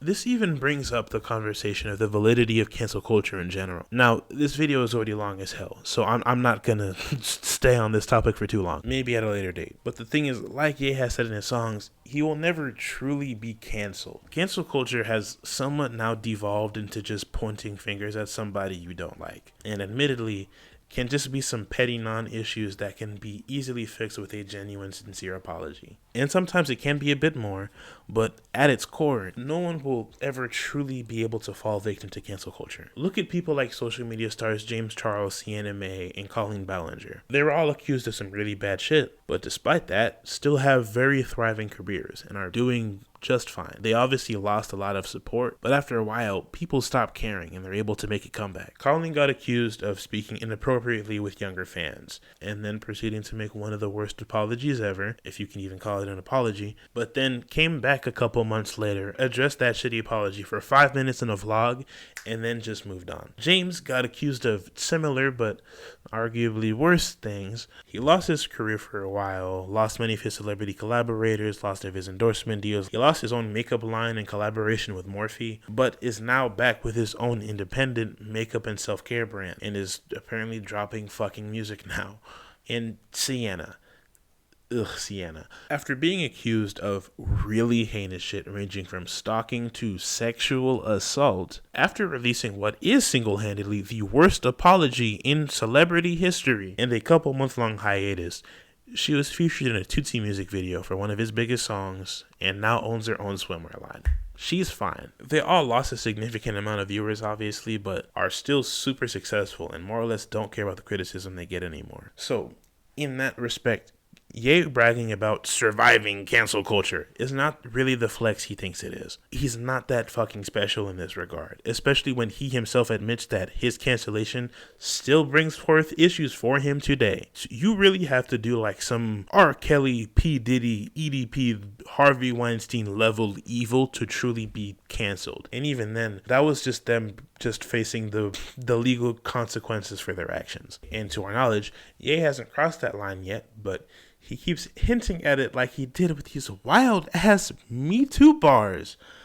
Oh, your reputation cannot get any worse. Please, I think I jinxed it by saying it, but please stop. Please stop. But once again, I digress. The rap community at large will always embrace Ye no matter what, due to his impact on music and culture, despite how morally questionable his decisions do become. And this isn't a completely wild thing in the rap community either. Rappers and rap fans are very interesting people at times. They will deem snitching the worst thing a person can do, yet the niggas they hang around with have straight SA charges, abuse allegations, abuse charges, have caught bodies, and no, not the fun kind, and are still buddy with them. For example, I love Cardi and Uzi, but they unfortunately have histories of not being the best people. But when people go to criticize them, it's not because of real life bad shit that they did.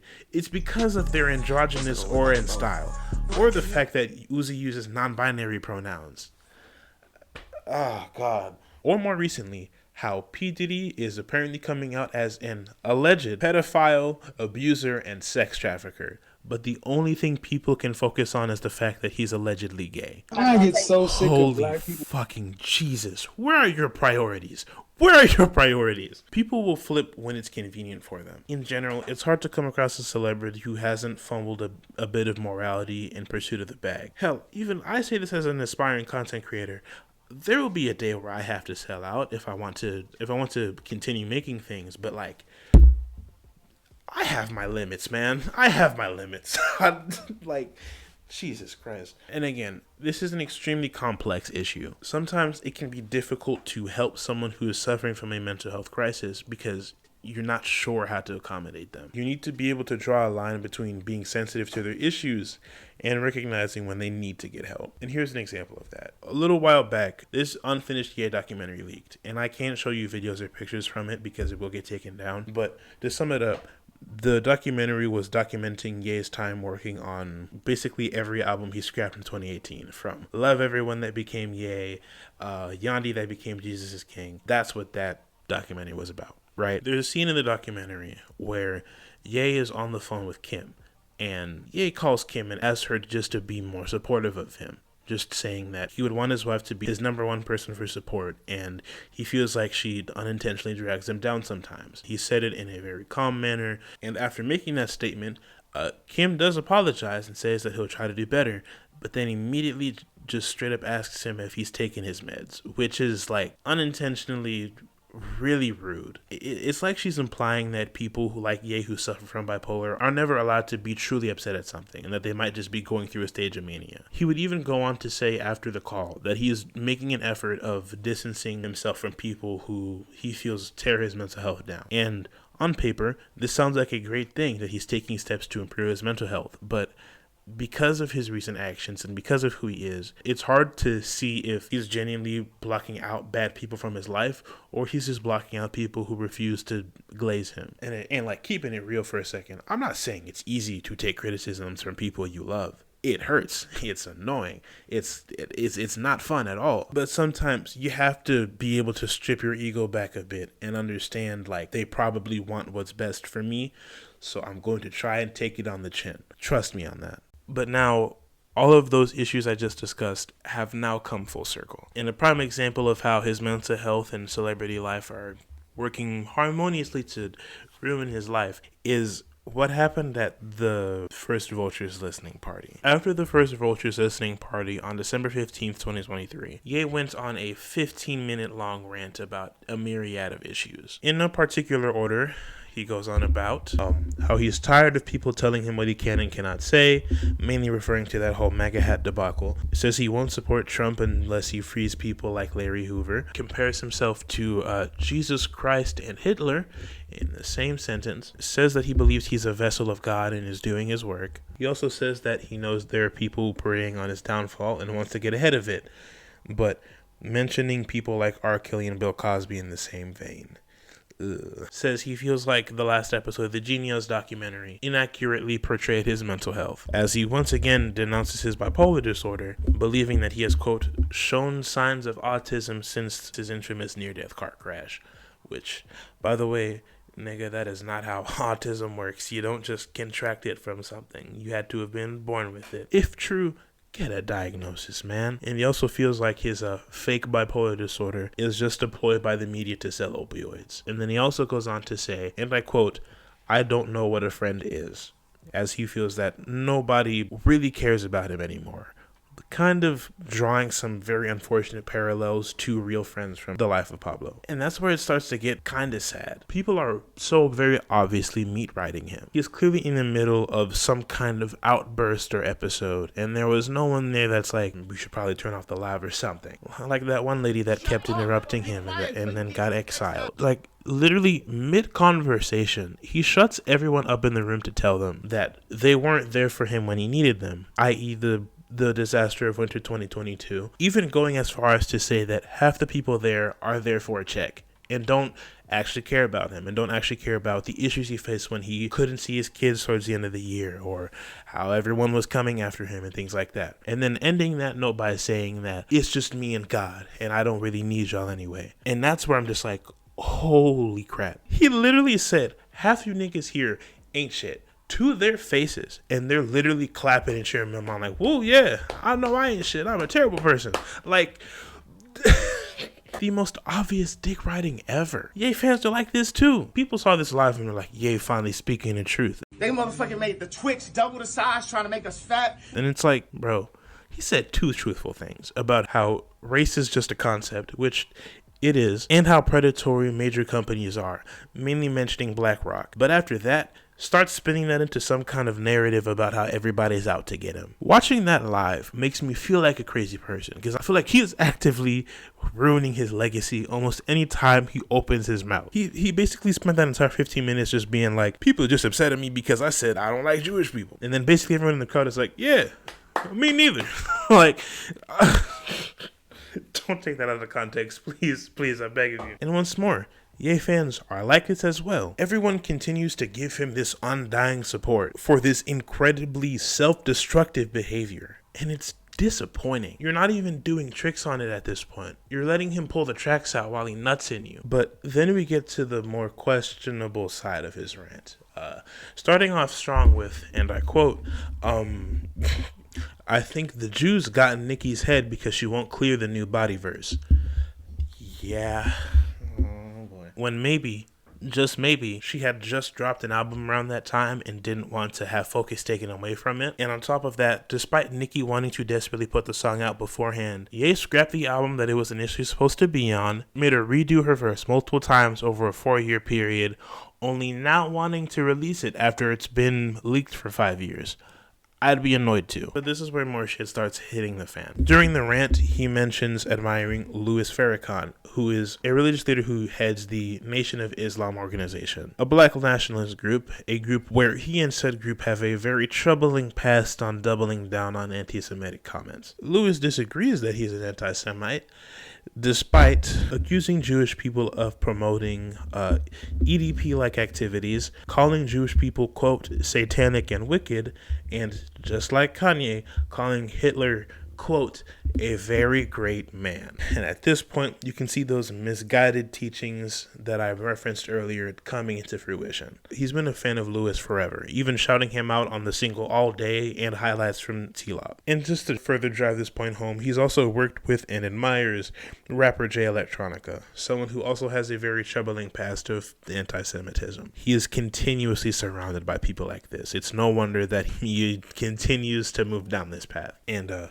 friendly reminder, by the way, Mr. West, that while you're, riding for your man Hitler there, he was not exactly big fans of people like you and I either, to the point where he forcibly euthanized mixed race children. And it's estimated that in the Holocaust, at least 20,000 black people were killed. That number is a lowball estimate even. But yeah, just throwing that out there because I have no idea why you, a black man with 4 mixed race children, might want to know that the person that you love so much might not fuck with you. He then says that Jewish niggas keep thinking he's in the middle of an episode, potentially disavowing his bipolar diagnosis again because it was diagnosed by a certain kind of doctor, but he won't say what kind of doctor. We know I can't say that.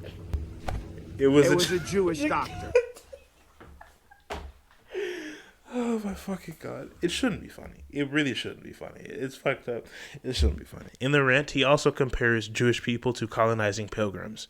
And this is where I said that he's conflating Zionism with Judaism. He mentions both Zionism and Jewish people interchangeably, not making the very important distinction that Zionism and Judaism are not the same. Not all Jewish people are Zionists, and many are opposed to this current movement, especially with the things that are going on in the world right now. Again, this is a very problematic thing that anti-Semites will do, is to hide their real distaste for Jewish people behind anti-Zionism. Not understanding they are two different concepts. He then goes on to start complaining, saying that after he put up, that one tweet, people started dropping him, mainly mentioning Adidas, and that again, no one in the room was giving him support when that happened. He continues to diminish the harm of his word, even over a year later, claiming that his public shunning and cancellation was an overreaction. And speaking of which, to end the tangent off about this rant, he mentions how his divorce lawyer said after he put up that initial tweet that if he keeps up this anti-Semitic rhetoric, he might not be able to see his kids. And Kanye proceeds to double down, saying that people are just mad at him for having an opinion. Quite a fucking opinion, don't you think? And that's where that awful rant reaches its end for the most part. Clearly ramped up, Kanye is in a room of meat riders who continue to show him undying support while he actively spreads bigotry and misinformation. Again, no one thought to correct him, turn off the live stream, or just at least get him to chill out. And that's a major problem. Now, of course, this is all from the outside looking in, right? But it feels like there is seriously no one in Kanye's inner circle that actually cares about him. There seems to be no one who could have been around in 2022 to say like, hey, I know you're allegedly trying to get out of your Adidas deal. This might not be the best way to do it, or so on and so forth. And even his real apology Can't save him now. Now, if you are unaware, towards the end of 2023, Ye returned to IG after his ban the previous year. And a couple days after that rant at the Vultures rave, he posted a formal apology to the Jewish community in Hebrew. And the gist of it is, he apologizes for any unintended outburst and wants to move forward and is committed to making amends and promoting unity. Once more, the apology is not for me. I'm not here to tell you to accept it or not, but I'm just saying, apology-wise, this is ass. He just made a very blanket apology for everything offensive he's said about Jewish people within the last year. And again, to me, that's kind of whack. Considering the amount of harm his words have caused and still continue to cause, I feel like a more specific apology where he acknowledges the harm that he's doing and directly apologizes for certain quotable lines he said would have been better. And the thing is, like, Ye isn't stupid. He literally said it in his latest Big Boy interview. Like, he knows how much influence he holds. He knows that statements like that, whether he's not anti-Semitic or not, he knows there are people that will take what he says at face value and use that as a platform for bigotry. Case in fucking point. It doesn't matter that he trusts Jews now, which is such a crazy thing for me to say out loud even. The fact that he even said that shit in the first place, and then after everything, in February of this year, being stopped at the airport by TMZ, he proceeded to double down on everything he said by saying, and I quote, "I was never anti-Semitic. Black people are Jew." Which, by the way, Hebrew Israelites can be quite problematic for a multitude of reasons. But in Ye's case, is he a self-hating one then? Because, like, what the fuck is this? Things like that make it so much harder for people to take his apology seriously. And it seems a bit less genuine when you look at the position he's found himself in. After being dropped from literally everybody, and his partnership with Def Jam and good music kind of falling apart, in October of 2023, Ye and Ty were looking for distributors to put out Vultures. And even though Ye is independent now, he immediately ran into trouble because many of the distributors they went to declined, obviously citing his recent antics as a reason to not want to work with him. But even after finding a distributor and releasing the Vulture single, he is now allegedly in the midst of having issues with getting venues to want to work with him for a potential Ye and Ty world tour. I wouldn't get your hopes up on that, by the way. Ye is a known liar. And is currently having some sample clearance issues. Many of the T songs for Vultures have very prominent samples that have yet to be cleared, like the Backstreet Boys sample used for the aptly named song Everybody. And if you aren't aware of how samples work in music, to put it briefly as possible, if an artist wants to sample another person's song, they need to, 1, agree on being able to sample it at all, and 2, how to split revenue between parties. For example, the late Juice WRLD smash hit Lucid Dreams features a very prominent interpolation of the Sting song Shape of My Heart. And when the song was officially released on streaming, Sting took a whopping 85% of the song's royalties. Now, the song's producer, Nick Mira of Internet Money, wasn't exactly too jazzed about that, but Juice seemed to take it in stride. All of that to say, sampling a song as iconic as Everybody and trying to negotiate royalties is very hard to do, especially when most of the mainstream does not want to mess with you right now, potentially ever. And even though it didn't end up on Volume 1, if he actually does continue with Vultures, it might end up on 1 or 2. And as someone of a more prominent example, Ozzy Osbourne, known for being the lead singer in the band Black Sabbath, and his daughter making one of the worst whoopsies on live TV and becoming a part of internet meme history, outwardly stated that he refused to clear the samples used on Vultures 1, like the OG version of Carnival and King. Now, for Carnival's release, the sample was replaced by that one guitar sample from Hell of a Life.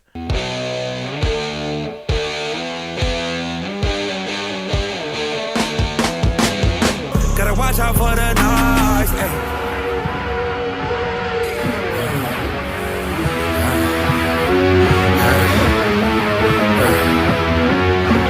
This the Game of Thrones.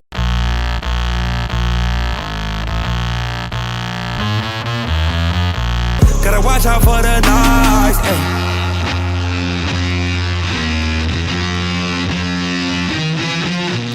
This the Game of Thrones. But on the official release of King, the sample is still there.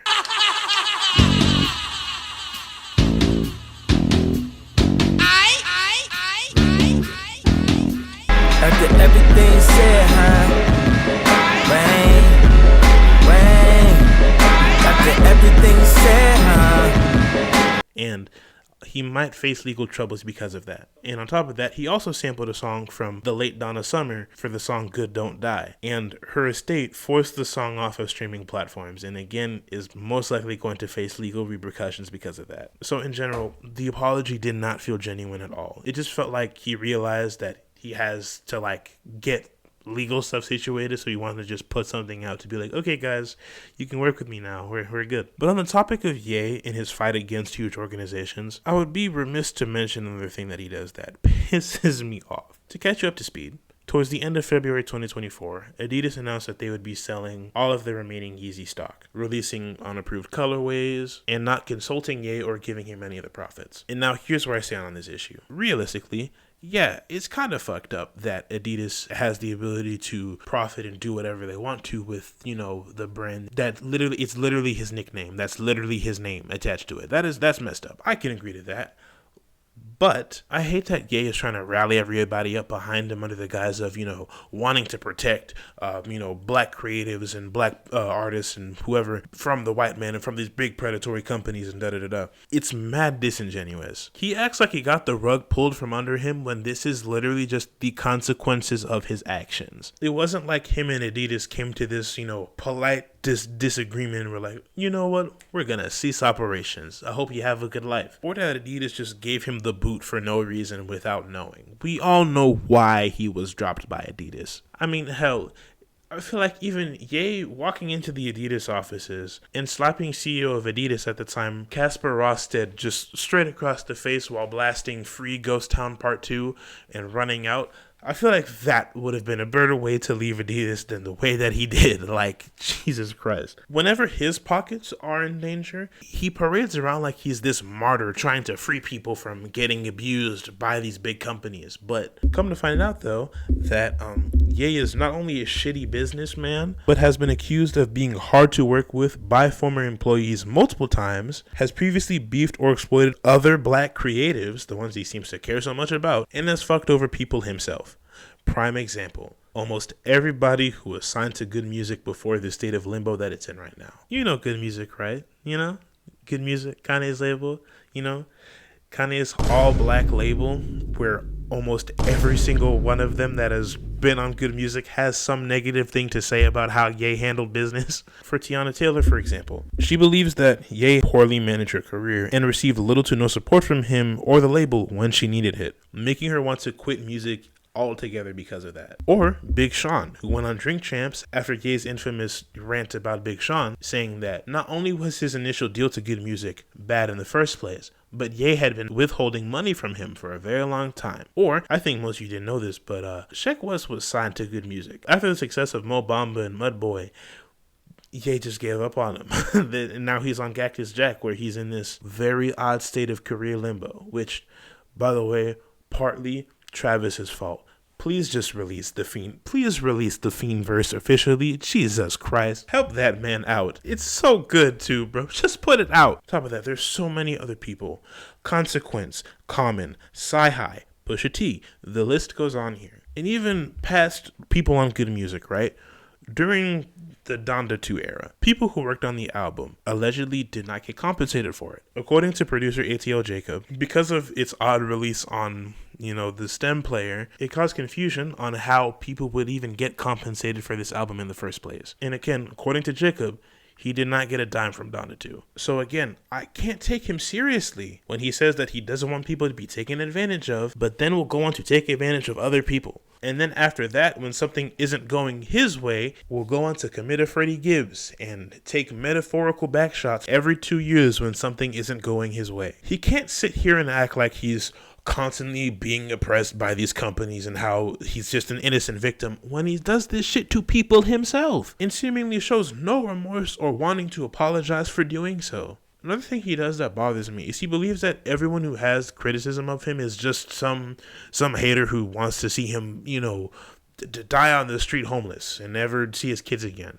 I mean, that's not the case for most people. People are just disappointed that this is the same Kanye West who has preached so much against bigotry in music or otherwise before. This is the same person who has shown admiration for the late Jill Scott Heron, a very pro-black musician, poet, and author, and fellow Chicago native, sampled Gillan songs, performed said songs he sampled at his fucking funeral, has talked about how his mom was arrested at 6 years old for a sit-in, talked about how his dad was a Black Panther, and is still actively and proudly hanging around people who profit off of division in this country. Willingly associating with a woman who is so deep into coonery, she probably would have snitched on Harriet Tubman given the chance. And is again promoting flat out harmful ideas that goes against the teachings of his religion and goes against the unity he claims to care so much about. Now, me calling a self-righteous religious person a hypocrite is like saying the sky is blue, but I still felt like it was worth pointing out that the man who scrapped what could have easily been top 3 in his discography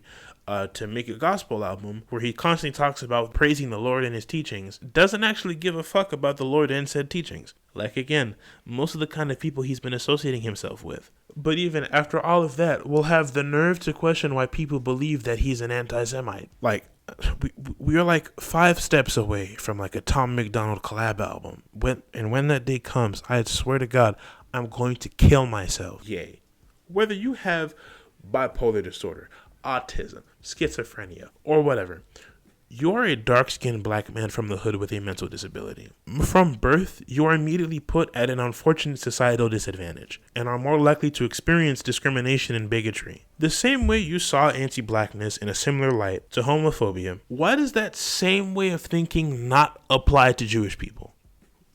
Make it make fucking sense. But I digress. I feel like many people are more disappointed in him than fully hating on him, even though they still have every right to be. That's why I get so annoyed when I see Kanye and other black people try to pull the race card in situations like this, where people are rightfully upset at a black celebrity for doing something wrong. This has become way more of a discussion because of the P. Diddy allegations, but I'm tired of seeing this same shit of like, oh, it was so long ago, get over it. Oh, people too sensitive nowadays. Oh, they always want to tear a black man down. Oh my fucking God. Shut the fuck up. That is not the case at all.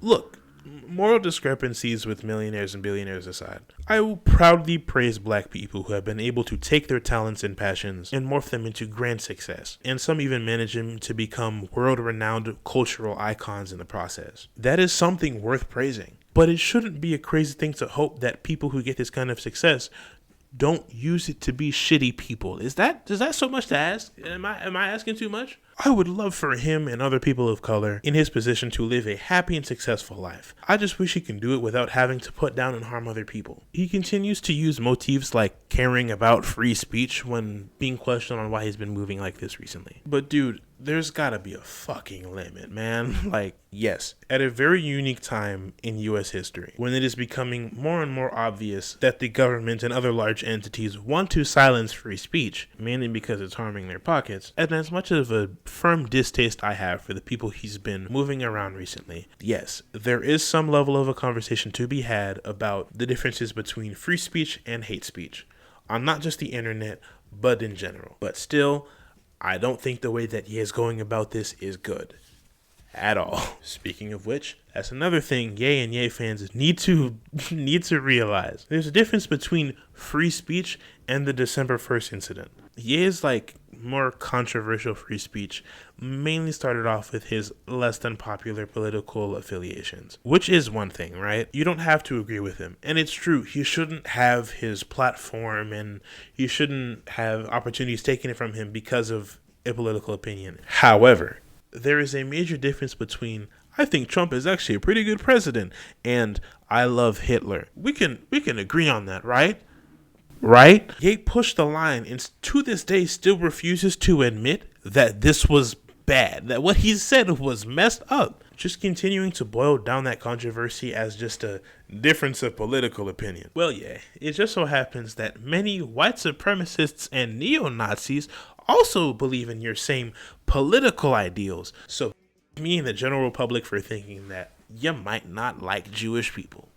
So hey man, say what you want to say, but reap what you sow at the same time. In the grand scheme of things, as much as he likes to say that he was never truly blackballed for any of the other stuff. Even the Trump support, even the onstage rants, even some of the more unpopular things he said over the years. He mainly just got some dirty looks from mainstream media, but more or less his career and social standing was still intact. It's only when that specific incident happened that people actually started not fucking with him. He effectively blackballed himself. And again, this is way worse than the Taylor Swift incident. It's one thing to really take away the mic from, from this seemingly innocent person just trying to accept a reward. It is another thing to say what he said. So again, Ye, say what you want. No one can stop you.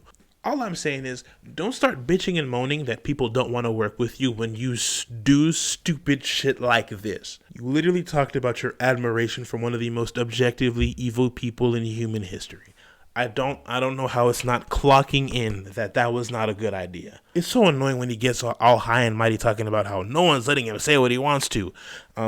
Despite, you would think that the man who's in love with free speech would be open to criticism and also wouldn't, allegedly, censor his mess of an overpriced private school to forego teachings of Black history, Asian history, and the fucking Holocaust. Noticing a little bit of a pattern here, but I digress. And will cut off people who refuse to bounce on his meat, i.e., former friend and collaborator Pusha T. I'm starting to ramble now, I know, but y'all need to understand, it's more than just politics that are my issues with Ye as of recently. If it isn't obvious at this point, I am in firm disagreement with many of his political associations from 2016 and onward. But as a fan, I conceded somewhat because I held out hope that he still had some level of integrity and still genuinely cared about the issues he's touched on before in his music and in real life. And him distancing himself in 2020 was further proof to me that, he's not as bad as people make him out to be. And then the White Lives Matter stuff happened, and I was already severely disappointed. And then it just kept getting worse until we reached the point of no return. I don't know. I've probably used that image like 500 times in this video already. I already know it's going to be so annoying to see that in editing. And no matter what your political affiliation is, I would pray to God that you can agree with me. This was a bad statement. This was a really, really horrible statement. Listen, it has moved past just ignorance to straight up hatred. And it breaks my heart, man. But the thing is, whether you're a mega fan of Ye, you hate his guts, or you're somewhere in between, you can't deny that what's happening with him is sad. For me, it's hard to not feel bad for this guy occasionally. After hearing Ye himself talk about how his mental health issues helped destroy his family, how he's had a porn and sex addiction since he was a kid, that he also believes helped drive a further wedge between him and his family, as again, he was allegedly unfaithful, and seeing early videos of his career, and even when he was starting to blow up, seeing him talk about how he just feels so undervalued and underappreciated, and how that still is somewhat of an issue now. It's also sad that some of his shittier moments, like him breaking down in tears at that political rally, end up becoming public spectacles. I too have friends who suffer from things like bipolar disorder, borderline personality disorder, autism, and other neurodivergence and behavioral issues. But I could not imagine seeing their darker and shittier moments become a public display like that. Ye went from this relatable, nerdy guy with extreme talent to an egotistical yet highly inspirational figure, but is now becoming a 46-year-old edgelord, slowly beginning to fall into a realm of obscurity and cringe, due in part to his own self-destructive behavior, and also because he isn't getting the help he needs. It's undeniably sad, especially as a fan, man. I've said this already, but I really used to look up to Kanye, man. I've been repeating myself a lot this video because I really need to just drive this point home. That as a fan who happens to be a person of color especially, I am so unbelievably disappointed in the things that he's been saying and the people he's been rocking with. Of course, he's a grown man. I have no place to tell him what to do with his life. I am like half of his age. And I understand people change, but to see such a drastic 180, it's so disheartening. Ye will always have my respect and admiration for his art in the person he used to be. This is the same man who inspired me to embrace my nerdiness, to try new things, to be more creative, to inspired me to be able to speak my mind and refuse to be censored, to embrace who I am. He's touched my soul with his amazing art. Not only is T-Lop top 3 Ye albums for me, but again, as a surprise to nobody, Twisted Fantasy is my favorite album of all time. he really was a major inspiration. And I'll be honest, when I'm done recording this video, I'm probably gonna go bump some T-Lob. But every day that man gives me a reason to relinquish my support. A part of me even feels bad for making this video because I'm just attacking a mentally ill person for having mental health issues. It can sometimes be hard to watch this man get shunned by his own race and sympathize with someone like Hitler. But it is especially sad to see him double down on all of this for, in my eyes, nothing. The only thing that he got from his antics last year was him getting dropped for stopping business with many of the companies that worked with him previously, like Adidas, Def Jam, and even his own fucking bank, making him fully independent. Listen, in an alternate universe where Ye just went independent after Donda 2 and nothing crazy happened, I'd probably be here right now glazing and talking about how he did it independently, he didn't let this stuff happen to him. I would be proudly praising him right now. The success that Vultures 1 has had, despite everything, is still technically pretty impressive, and he's seemingly been able to free himself from the shackles of big business, but it's at what cost to his reputation and legacy? And on top of that, like I mentioned earlier, Ye's own right-hand man Pusha T denounced his antics in December of 2022 and has since himself from Ye in the defunct limbo that is now Good Music. Push's departure and Ye's own self-imposed exile from the music industry is now been making his own music suck ass at sometimes. When he will eventually need help from the mainstream again, it's going to be very hard for people to want to work with Hitler-loving, anti-Semitic musician, rapper, fashion mogul Kanye West again. When his true downfall comes, he will be the only one to blame. Maybe it's the copium talking, but there's a very immature part of me that believes that one day Kanye will see the faults of his ways, apologize profusely for a lot of the shit that he's done, and actually try to real life make amends to the people that he's affected by his bigotry and by his negligence. And with that, there's potentially a chance that he might be able to rectify his image, but that day does not seem to be coming anytime soon. The reason I chose to discuss FML over all the songs in his released and unreleased discography because of how eerily coincidental his downfall was to the one in that song. Ye, with his own dwindling mental health, surrounded by the darker parts of his fame like addiction and lust, for a brief moment, truly hit rock bottom and lost everything. Kim and the kids, even him and Bianca allegedly took a bit of a break after the Hitler stuff happened. Many of his adoring fans. And then on top of that, has forsaken his religion in order to fulfill these kinds of selfish desires, like getting back at the media and constantly parading himself around like he's a disciple when he's actively spreading hatred, not paying attention to how this could affect him in the long run, and also going against the religious teachings he seems to put in such high regard. This is a very dark thought, but there could be a day where Ye's rock bottom lasts a bit longer than just a couple months. There is a very real possibility that if he does not get his shit together, he could be deemed mentally unfit to see his kids. Like his divorce lawyer said, Ye has already been proven to be an erratic person. That, combined with the constant shouting of conspiracy theories and bigoted ideologies and all of that, mixed with the fact that, once again, he's a dark-skinned black dude, that's not going to work well for him in custody court. And if anything would really destroy him, that would be it. And that is so depressing to think about. But again, if that were to happen, he'd have no one to blame here but himself. Kim Kardashian has already gone on record talking about how much of an uncomfortable situation she's in, where she has to shield her kids from what the media is saying about their daddy so that, it doesn't tarnish their views of him. Like, I've seen people talk about, like, watching Northwest TikToks. Sometimes it's just like, you feel a little bit sad. It's just like, she has such this admiration for who we all thought her father was,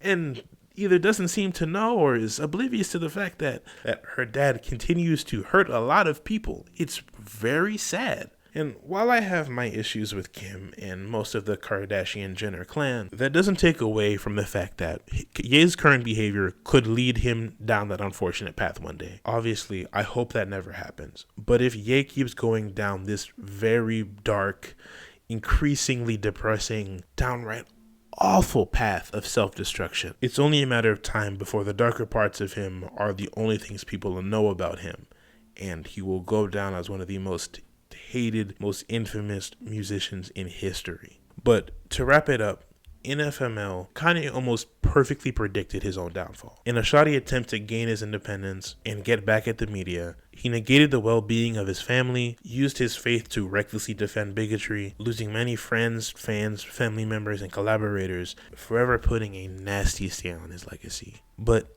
I hope that if you've taken anything away from this video, it's that the tale of FML is a cautionary one. The unfortunately self-fulfilling nature of this song has shown me the importance of doing your best to keep your life in balance, being able to recognize your shortcomings and recognize your fuck-ups. Kanye has lost the respect of his family, former wife, and billions due to the fact that he was willing to ignore his declining mental health and his own values in pursuit of his own personal freedoms. If this video has shown you anything today, it should be one thing: that it is crucial to never lose sight of the things that are truly important to you, before one day you make a decision you end up regretting and that ultimately fucks your life up.